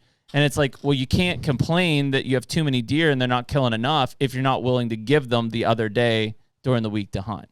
And so they got out of the way, and as soon as they did, passed with flying colors, right? So if I look at that, it's probably been a missed opportunity on a lot of states. And I don't know whose responsibility that is, but to have gone to the legislatures and been like, wait a minute, before you do this, you understand that 90% of the hunters, the resident hunters, don't want that. Like, these guys are telling you it's going to bring in tax dollars and but the majority of your constituents are saying we do not want that. And I don't think that probably happened like what you guys had. Yeah, it's, when I was designing that survey, I was thinking, like, what is our responsibility here? Because it's not really to advocate for things in the legislature. I mean, we frankly can't do that regardless. But it's to understand our customers, our stakeholders, right? And being able to be a voice for them in the sense that we can ask them what they think and then publish the results. And maybe that's our role, and I'm hoping that it's going to maintain their voice in the conversation in a way that can't get misrepresented, right? Because these conversations happen in small rooms with a few number of people, and when you can pull a statistic like that, I think it's really powerful. Well, I mean, look at the opportunity there. From a 3% of your hunters are leasing. Most of them are hunting on private ground, but it's permission based. That farmer who probably owns that ground just wants deer killed so that he doesn't have crop damage. And your hunters are, to your point, he's probably pretty happy with that they're situation. just killing deer, right? It's not like he let 4 guys in there and they're like, man, we're only shooting 5 and 6 year old bucks. Like, they're going in there and killing deer for him. He sees that happening. He's going to let it happen again next year. And the moment that cycle was broken, which so many states, even states like Wisconsin and Pennsylvania with really rich traditions of not having to do leases, now are in that side. And if they're paying money, they're probably not just going in there and just killing deer. They're probably going in there to try to kill a good buck. And immediately it goes against everything that's worked for decades from a permission standpoint for access. Exactly. Yeah. And leasing ground, like I've got no problems with it at all. But when you see that in a system, like if it was more than a 3%, thing in Iowa, I think it would be tougher. Absolutely. To meet doe management objectives, right? Because 100% it would be. People aren't paying a lot of money, right? We'll just put it that way. Yeah, to go kill does. When you can do that out on public. That's right. Yeah, no, completely agree. The moment that door opens wider is the problem start, and then it just pours out, and it continues. And what will happen is then that lease will go from 3% to 10 to 20 to 40. It'll just keep going because people will just start insulating themselves because they're getting choked out of the places that they were hunting. So they're like, well, we lost that property. We better lease this one before it goes. And then they kicked off people. And then they're like, well, we got to lease property. And it's a domino effect. And it's happened everywhere across the whitetail range. And I don't understand how a lot of the agencies aren't seeing that and saying, boy, this has created a mess. I know it's hard to put the cat back in the bag, but we better try some things here, or we're in a really bad situation where we're never going to get the population under control, which is the number one job of the agency. I think some of them have realized it. I think it's just a fear-based management plan. Their job, frankly, depends on maintaining hunter numbers and controlling deer numbers. And controlling the deer numbers. And I think they're afraid of a reality, which would be the short-term detriment of those goals in lieu of like what we think would be the long-term thing. So again, I'll pick on Ohio as the example. It's like they're not going to nix baiting or crossbows because their argument would be, well, those are the two main ways that we maintain hunter numbers, even though they are declining, and harvest does, even though we're not harvesting nearly enough. So the numbers are trending in the wrong direction, but they realize that if they pull the plug on those things, that there will be a sharp thing like this before they start to come up again. And I don't think they're willing to lose their jobs over it. It's hard to propose an experimental trial, with that kind of thing. And especially when there's decades of history behind it. There's so much emphasis on hunter recruitment, retention, reactivation, the 3 R's. And as far as I'm concerned, the best thing you can do to encourage more hunters is manage a quality deer population. Yeah. For sure. And I think it can just be that simple. Yeah. What does that look like? You mentioned earlier that you're not really worried about the number of hunters leaving Iowa. Is it because you are recruiting? Like, I guess I'm not picking on the nostalgia thing, but I look at like back in the day, new kids came in because their families hunted. And it seems like across most of the whitetail space, that American family, to Mike Rex's point, has been degraded, right? It doesn't exist anymore. I think Iowa probably has the slowest degradation of all. I mean, they're the most, I would say, family-centric, Republican, I guess that's what conservative. You know what I mean? Yeah, you guys are most intact of anybody. Yeah, I mean, I think the reason it doesn't concern me, we are losing hunters at a slow trickle. Mm-hmm. We're losing habitat faster. Yeah. So to me, that's what we got to put the cork in. You don't have anywhere to put anybody new if you even got them at a fast rate. The way we're losing habitat, it's a really good thing we don't have the hunter numbers we did 20 years ago. What about Missouri? What if you just took that over? Yeah. Listen, they have habitat. They have habitat. Yes, they do have habitat. I mean, it's a concern for a lot of states because what's going to happen? Who's going to shoot the does when the baby boomers are out of the game, right? There's half the state where we could use a little less doe harvest in Iowa. And we're trying to get there actively, intentionally. So it's not the same. Like we're not, we're not up against a wall. Here's an idea for you. What if you had some sort of this is kind of crazy. What if you had like an earn a buck program for non-residents to come out and shoot does? That's been floated by folks, and I just killed one. A doe. Maybe in the sense that it would like give an extra preference point or something. Yes. Doe shot. I mean, it's a good thought, but just where we are with the deer population in Iowa, like we don't need it right now. Yeah, you're not brimming over on the doe side to where you're like, I gotta shoot them. 3-4 years ago, I would have said, maybe that's a better idea than it sounds today, because frankly, we've got smoked by EHD the last couple of years. That's what I was going to bring up. I wasn't going to poke the bear, but we can go there at this Please point. Do. Yeah. Yeah. I mean, so that was a big one, and it's been, multiple times, right. Over the last, 5, 6, 7 years here. And so I guess in those areas, doe numbers, I assume, are still down. Deer are starting to bounce back. What are you seeing there? Yeah. So Iowa's EHD history is really short. Like our first severe outbreak was in 2012. Yep, I remember it well. Yeah, okay. And that was the same for a lot of the Midwest. I was in Missouri at the time, so we got smoked at the same time. Absolutely. Yeah, and before that, people kind of thought of it as like a southeast deer disease. Yeah, right. And it was historically. 2012, 2013, 2019, and then the last 2 years were really bad. So 23 was mostly all southern Iowa. Yep. Especially southeast Iowa. That's where we got most of our reports. 2/3 of the state was virtually unaffected as far as we could tell from our public reporting. which for anyone listening, we've recently created a couple new tools that you can submit EHD reports just on the Go Outdoor Iowa app under the toolbox or on the deer hunting website. That's something we encourage. Cool. Anyway, this last year, it was our worst EHD outbreak in history, as far as we know. We had 3,000 mortalities reported. We know that that's probably, ballpark 10% of what really occurred on the landscape. And we had the most widespread outbreak as well.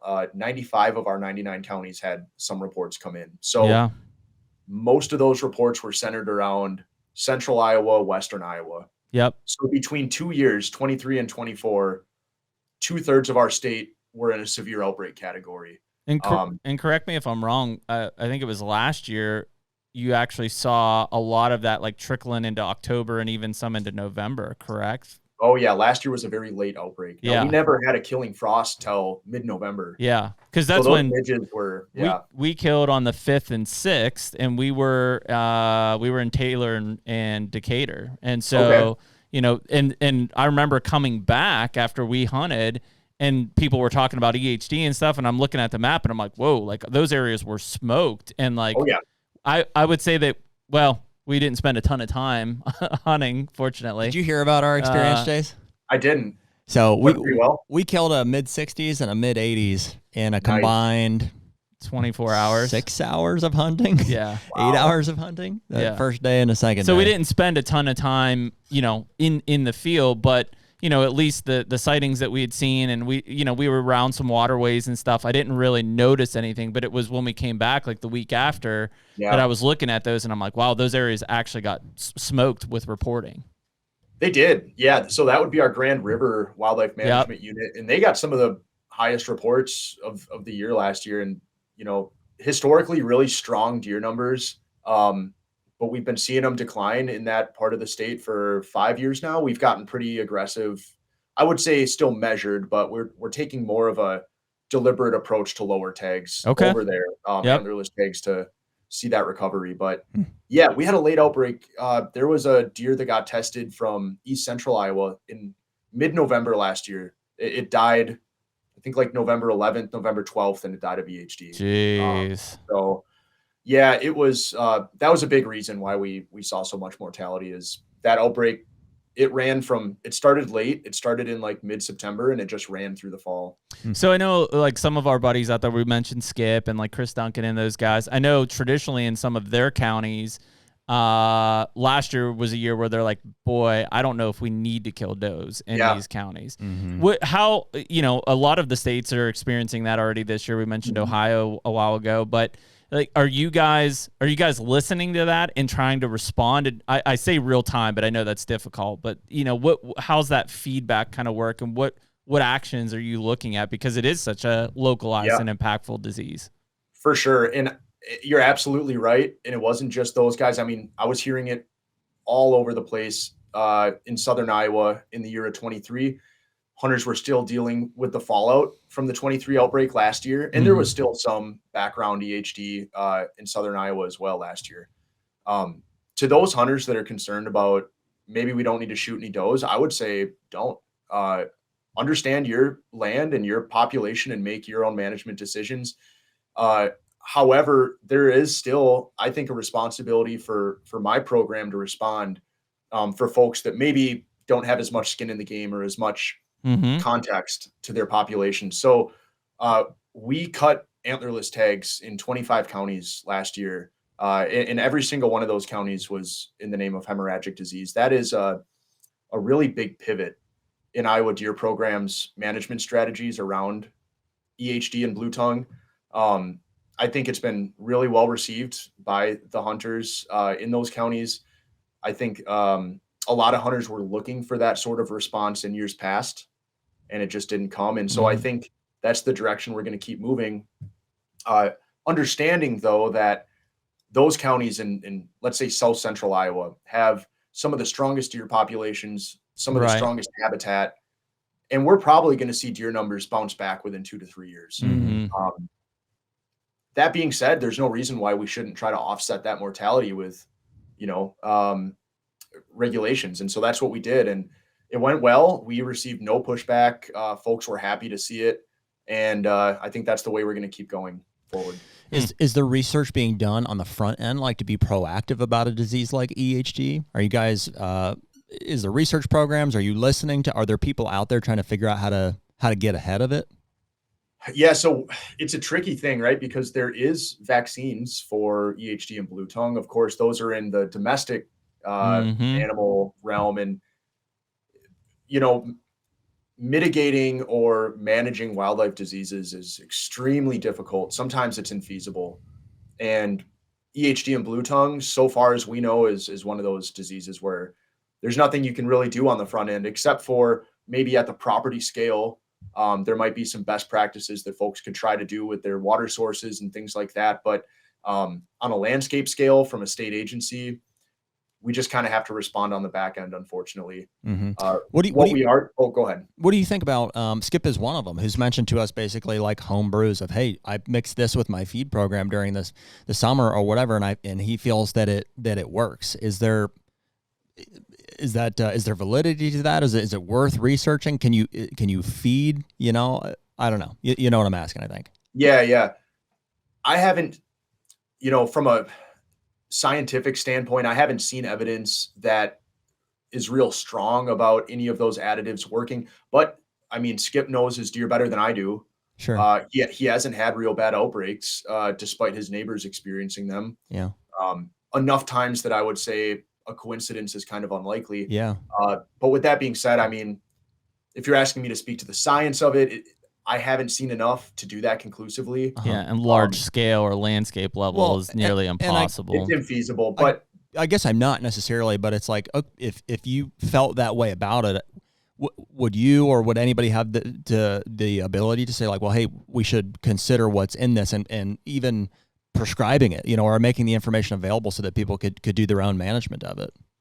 What I'll say is that I know very little about those additives. I know very little about their efficacy, whether they're effective, and also if there's any other sort of impacts that might not be expected, right? Mm-hmm. So Yeah. In general, you're not going to hear a state agency promoting feeding deer. Of course, it is legal in Iowa to do.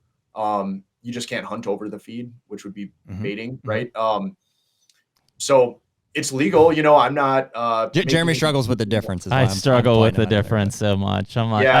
I get it. The act of hunting over it is baiting. Well, here, wait. Yeah. Finish what you're saying, then we can do that. But I'm not making any sort of personal statements about of course. all that. There's just not enough data or evidence for me to sort of endorse anything like that. Yeah. But I'm glad people are thinking about it. I mean, it means they value the resource. Sure. People have to be trying things that are legal. Of course, introducing pharmaceutical products into feed or water sources would be illegal in the state. Right. But some of these over-the-counter things that aren't pharmaceutical in nature, maybe there's something there, but I just haven't seen it conclusively. Is that able to, or has that been tested? You'd have to speak to the actual products, and I just don't know. I mean, I've had conversations with several different people about different theories and things that they're using. I would say I haven't seen much beyond, there are some really effective vaccines that folks can use on domestics. Right. I know people use vaccines on captive bred deer. I was going to say, we used them at Mississippi State in 2007 and 8. Vaccines, but you got to handle and. I mean, here, hypothetical, but just to like flesh it out. If Skip said, "Hey, here's the remedy. Here's what I put." There's no proof. And the stuff there, could somebody test that? Oh yeah. Somebody with a different degree than me could. Right. Sure. Right. I just haven't seen it. Maybe it's out there, but I just haven't seen it. It's an interesting thing. I mean, I've talked to a lot I've talked to Sumners at Missouri about it, because obviously under the CWD gun that they have, a lot of it is, well, what about the EHD side? And I tell them all the time, I'm like, man, it's hard to educate people on CWD, whether you believe it or not, when you're tripping over deer from EHD every year, right? Absolutely. And so it's happened enough and it's frequent enough that I am sure, whether it's the Southeastern Disease Cooperative for Wildlife that have looked into it, or a university or whatever, that if there were some things to mitigate it and or help prevent it, they've probably been looked at. And my guess is on a landscape level, it's failed, to prove. I'm so glad you brought that point up about EHD versus CWD, because there's no reason that they should be pitted against each other. But that's what you find a lot with our field is like, yes. Somebody brings up EHD and then somebody, that they're talking to, some expert or agency worker goes, well, now what you really should be worried about is CWD. That's exactly it. Mm-hmm. That's not to say that CWD isn't a huge threat. It is, of course, as we all know, but how about validating the concerns of short-term mortality? I mean, EHD has killed a lot more deer than CWD has in Iowa. That's not to say it's a bigger threat, Right. but it's something that we should take seriously for sure. It's it's the hardest thing to educate, even a very vested, deer manager, to say, listen, don't worry about the 30 deer you found in your pond this year, right? 15 years from now or 20 years from now, we could have a much more substantial loss. It's impossible for them to look over that. And to your point, I thought you laid it out really good, Jace. I'm not saying don't worry about CWD, because it is a threat. It does have to have mitigation and concern around it. But there are immediate threats that I think a lot of agencies, and I've probably wrote them all, maybe a nasty gram, but it's like, I'm just saying you have to take the consideration of what these guys and girls are seeing every year, and it's concerning to them, and you seem like you're blowing it off. I get it. Right. It's because maybe we can't do anything and we have to wait till the first frost. I get that. But that's not good enough for them, right? They just need to know that you're concerned about it, that it is a thing, that it is, and that here are ways to help mitigate it on a local level, whatever it is. That will go a long way for them, and maybe will get you to a point where they'll actually listen to you about CWD, because right now in most of these states, they don't care. Agreed. And, that's been one of the biggest efforts in my career so far, has been trying to put hemorrhagic disease more in the conversation. It shouldn't be looked at as something that we just disregard because, well, there's this bigger disease that's coming in the future, or maybe it's here at a low prevalence in Iowa's case.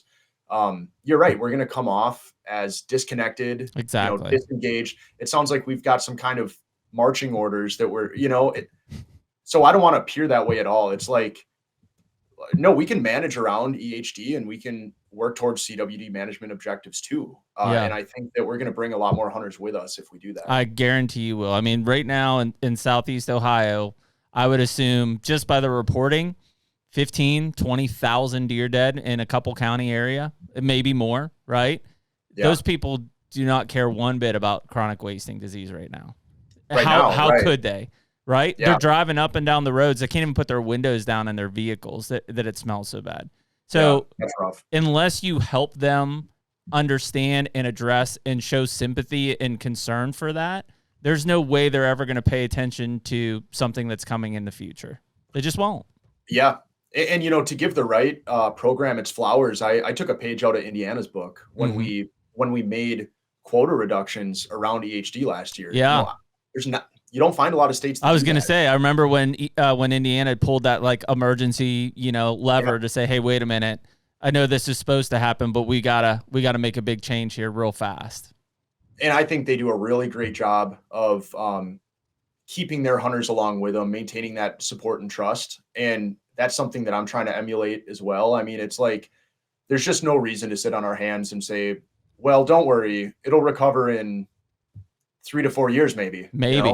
It's like, well, we can do something to try to offset it. Why don't we do that? Well, and I kind of put that out there to Ohio, and I haven't heard back, but it's like, what are you guys going to do? Because there are 2 or 3 or 4 counties that are experiencing a massive loss. And right now, the only thing still in your mind is we need to kill does. And like those areas can't sustain that right now. Like you're going to add, it's going to be an additive kill on top of what's already happening in those counties. And it's only August 21st. Like we've got the worst still to come for most of those areas. If they don't pull that trigger or pull that lever to say, hey, wait a minute, you guys were supposed to be able to kill up to 3 does in these. 1 or whatever you got to do. I don't know. Yeah. There's going to be a long-lasting impact in there, or you're going to really upset the hunting balance by saying you let them just go and kill them anyways, even though we knew we were experiencing that. And now next year, there's no deer. Like we won't see anything. And that's even worse. Absolutely. Yeah. It's, for whatever reason, it polarizes people when you talk about deer disease and CWD, to be sure.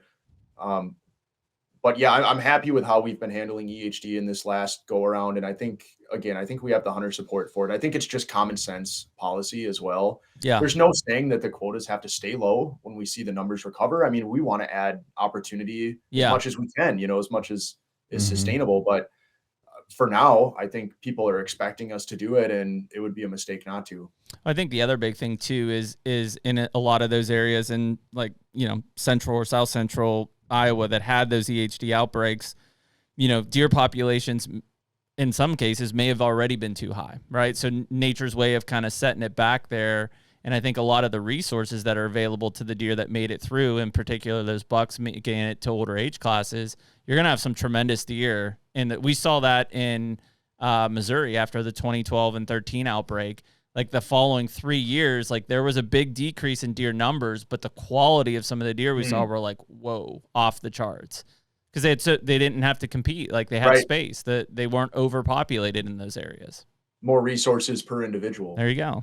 Yeah. So yeah, I mean, and if an agency can work to communicate that to hunters, yeah, it's not going to make everybody happy, but at least they're trying to explain like, hey, these are the situations. This is how it's happening. We are paying attention. And yeah, I thought because I remember Skip and Chris writing us and they're like, hey, they're going to make some quota changes on the doe harvest based on this. And it's like, at least you're paying attention, right? Most states, you don't hear any of that from them.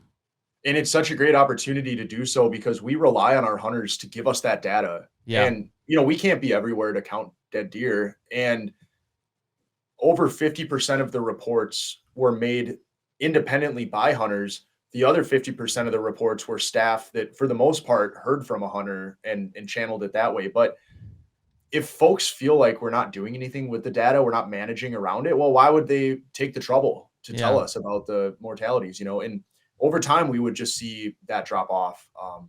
On the other hand, it is a really important thing to understand about our population and be able to inform our management strategies. Even if it doesn't mean a reduction, it might still help explain why maybe harvest was a little lower. Yeah, agree. So, hunters have to feel that give back. Like there's a reason that I'm providing this data and there's going to be a result from it. Well, unreal, man.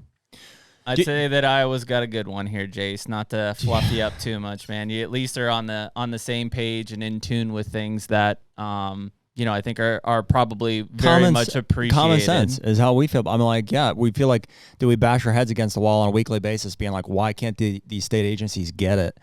And whether they do or they don't, or their hands are tied, or they're not, we can't put the cat back in the bag, like we said there. It's just, I want to believe that there's hope for the rest of us. Well, I don't know about that, but he's like, well, you're screwed. Move to Iowa. I've heard it before. Yeah. In another 5 years, you guys can experience greatness again. Yeah, we're gaining points. Maybe 6 or 7 by then, but yes. My kid's got 2. My dad's got 2. 40 by the next time I get to hunt Ohio or Iowa. Oh, I'll be 50. No offense. Yeah. Yeah. Thanks. Well, man, we appreciate your time this afternoon and really do believe that, you're very in tune with it. I think a lot of people in here are going to, if they're in Iowa, they're going to go, yes, kind of the fist pump. If they're not in Iowa, they'll be like, how do we get that guy? Or how do we work with, and again, that's not, I know most of these state agency guys, and I know it's not them. Half of them, as soon as we shut off the podcast, are like, all right, let me tell you what I really think. Right. And I get it, right? Like, you can't be the sacrificial lamb. Like if your family's depending on it, it's your job. Like if you make those moves, you probably will get your head cut off. And so, we've been very adamant about supporting state agencies. Like you guys have Iowa Sportsman's Club there and the Iowa Bow Hunters Association.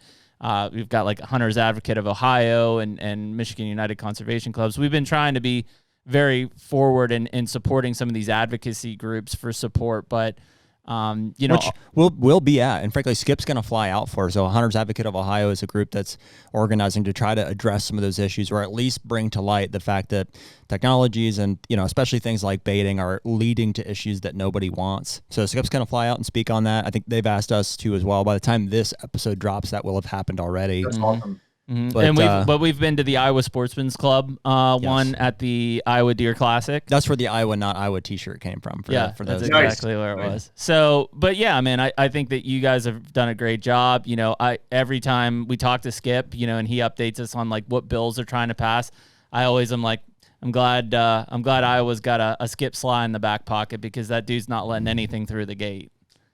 He's a good one. He's a good one, man. So, and especially because, like you said, unfortunately, when those things get to like the proposal state, like your hands are kind of tied. Like you can't, even if you feel different about it, like you can't really say anything, because that's not where you can put your place.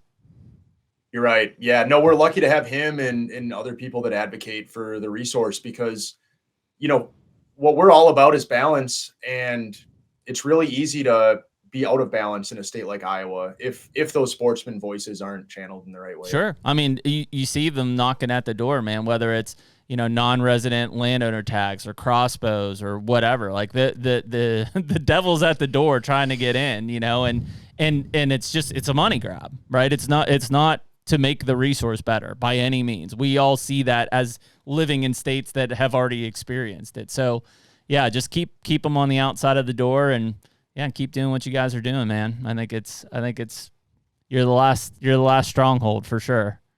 Yeah. It feels that way sometimes, but thanks, guys. I appreciate the opportunity to come and speak about the state. Anytime, man. The HUNTR Podcast is brought to you by Mountain Tough. Man, as everybody knows, physical fitness is super important to both you and I, Jared. And so whether it's training for the Badlands so that we can pack out a muley, or our weekly whitetail hunts, the thing that we don't want is to be a big piece of shit in the woods this year. Yeah, absolutely. I mean, dude, even just in our daily lives, whether we're planting food plots, running our businesses, spending time with our family, we just want to feel good. And that all starts with physical fitness. Yep. So this year we're partnering with the Mountain Tough app, cool new app that you can go in. You can do rucking, you can do weighted vests, you can do minimal gear. But basically the app has both coached and self-guided courses, anything and everything you need to be mentally and physically tough for this hunting season. And so right now you can use code HUNTR, HUNTR, on the Mountain Tough website. That's mtntough.com. It does have to be the website. It can't be either of the app stores to get that discount applied. You get a free 2-week trial anyway, so anybody can go on and use that. But while you're signing up, use that code HUNTR. You'll get an additional free month after that trial period to use the app. That's a total of 6 weeks. That's a huge savings. So this season, get Mountain Tough. And awesome. Iowa's got a good one, man. Iowa, man. They always find the good ones. And that's why, I guess. It makes sense after meeting them. Then I'm like, okay. Yeah, they just get it. Well, I would, this is no offense to any of call it the predecessors to Jace, just knowing state biologists in general. My guess is he's probably one of the first people with the mindset of, yes, population control, etc., are important. However, quality of deer and age structure of deer in the state of Iowa is also important. My guess is that most of his predecessors never had that mindset. I was going into this conversation, no knock to Jace, because clearly he explained it. I was going into this conversation thinking it was going to be, wow, Iowa is great, completely indirectly related to their management policies and plans. With Jace at the helm, I don't think that's the case, because I do think that he's keeping that in his mind, and I think that the regulations are what are allowing that to happen. But I bet historically his predecessors were numbers. Yeah, I don't know. I mean, at some point, clearly he got it from somewhere. Yep. And I mean, keep in mind, they have, less than 110,000 hunters. Mm-hmm. That's low, right? I understand that 20% the deer space is low. Yep. But that's a low amount of hunters. Highest hunter density for the deer habitat they have, though, of any state. Besides Wisconsin, I think he said. But the key component is it's because I assume the majority of their hunters are gun hunters, and they're not in the archery season with crossbows. 100%. I mean, I don't know how you can take anything else away from that conversation. That's exactly what it is. And it's also the reason that they're able to only lease 3% of the state and have so much permission ground. Because there isn't a battle of access. I'm like, what are we not getting here? Somebody's going to have to fall on the sword. And I don't know. I'd fall on the sword. If somebody would just hire me for a week, I would just be like, change, sword. Okay, see you guys. Yeah, you're fired. Uh-oh. Like, you're well, going... it's more complicated because enforcement is a real thing. But the thing is, if you put the cat back in the bag, yes, people will still do it. But even if half the people say, hey, it's the law, I won't do it, and the other half are like, screw the government, you're still better off than where you are today. I agree. And eventually, that's my argument for baiting, especially. The people who say, hey, it's the law, we're not going to do it, start to suffocate those other people out because they're not going to let them get away with it for long, right? It's the same thing. Like Pennsylvania is great. It's never been legal to bait in Pennsylvania. There are a ton of people baiting. The amount of bait piles that I found in the state are ridiculous. And I report them all. And those people think that they can get away with it, and you can't let them, right? You basically have to self-report the rest of the hunting community in that sense. And people say, well, you tell me what I can do and what I can't do. And it's like, yeah. It's called management. It's a limited resource. It's not, you can't just abuse the resource. I mean, I got to tell you, I feel after that conversation more affirmed than maybe any other podcast we've ever done. Affirmed in how? Just our assessment of the dynamic and how people take and use technology and game it's a proof point. Laws and regulations and apply it to their hunting season. It literally was like hearing, like I'm envisioning as he's describing the number of hunters and how they're hunting and how the season's structured. It's like I stepped back into the 90s in some of these states because there's private land for basically the entire state's private land, 97%. There's permission for almost everybody, and they just deer hunt. And the people who want to kill big bucks, what do? They kill big bucks. The people who just want to kill deer and put meat in the freezer, they just kill 1-year-old bucks and does, and they put meat in the freezer. There's room for everybody in it. Yeah, a lot of them just like they glaze over. Like when you start, I don't know genuinely if they get it. I think he and the guy from Mississippi, William, are the only two that, and him especially. It was like tick for tack, 100%. He's like, that's exactly why you're right. This dynamic will cause that, and that's why we haven't done any of these things, and we don't have any of those issues across the board. He's like, landowners are happy, hunters are happy, deer are getting killed.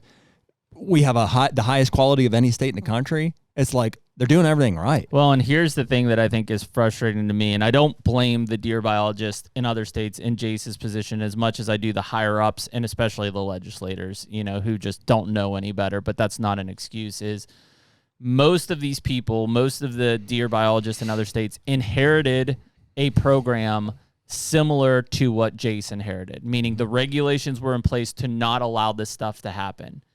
On their watch, and again, I don't blame them for looking out for number one. I get it. I know most of these guys and girls.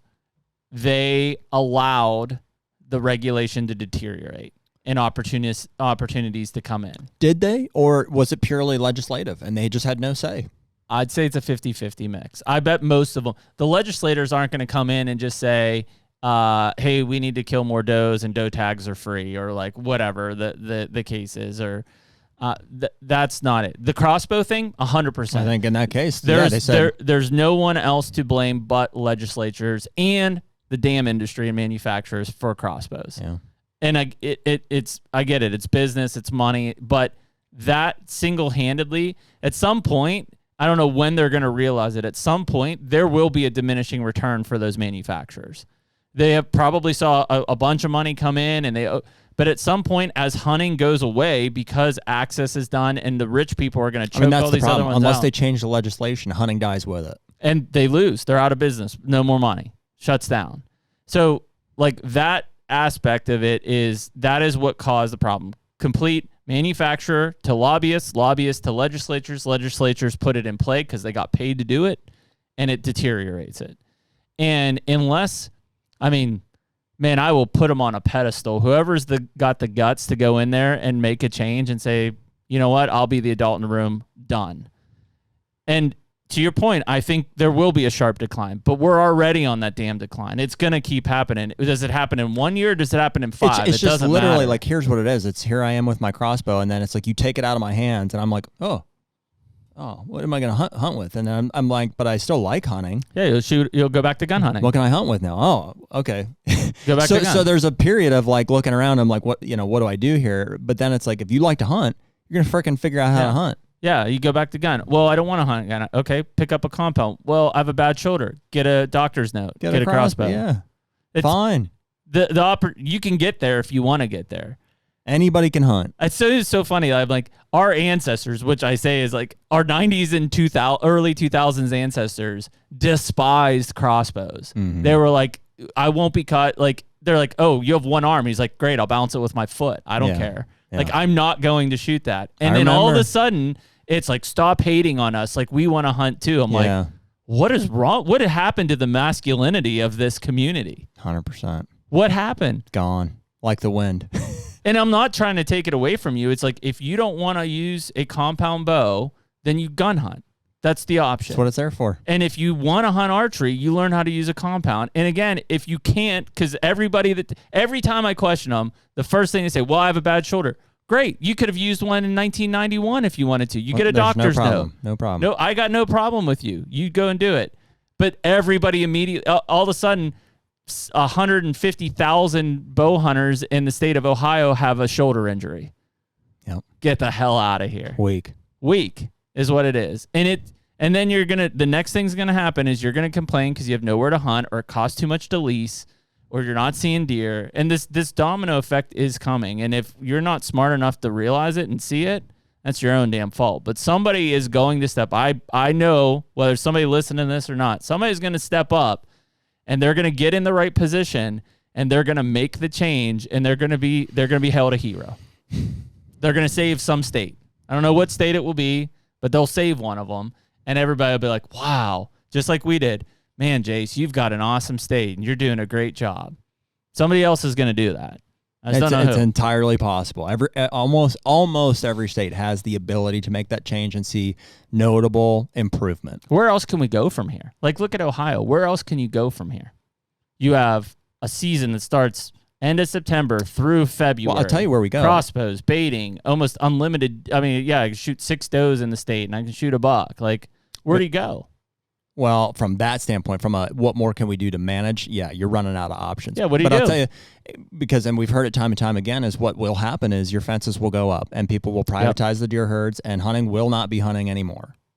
Yeah, I mean, from a regulation standpoint, because killing deer is going to continue to be a problem because of all of these things that are happening, it's going to come to longer gun seasons. And eventually it's going to be, it's just deer season. Open. Just shoot whatever you want. 100%. And people laugh. They're like, there's no way that'll happen. Yeah, it's on the doorstep. It's happening.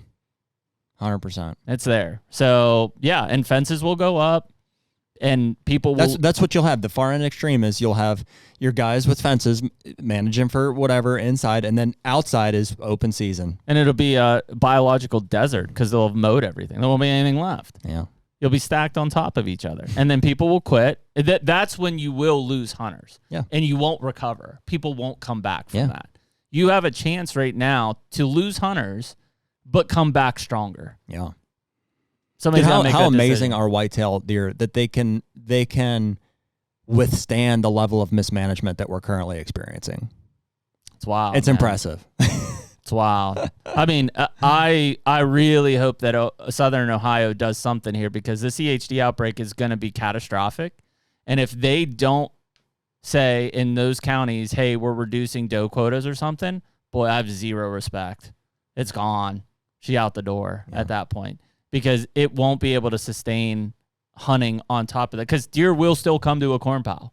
Even if there's one in the area, it will find a corn pile and it will get shot. Mm-hmm. You gotta respond to this stuff. That's your job, is to manage this thing. That's it. That's your only job. Yeah. I'm good with it. Okay. Well, we appreciate everyone listening to this episode of HUNTR Podcast with Jace Elliott from the Iowa DNR as the deer biologist. And we'll catch y'all next week. Later. Take me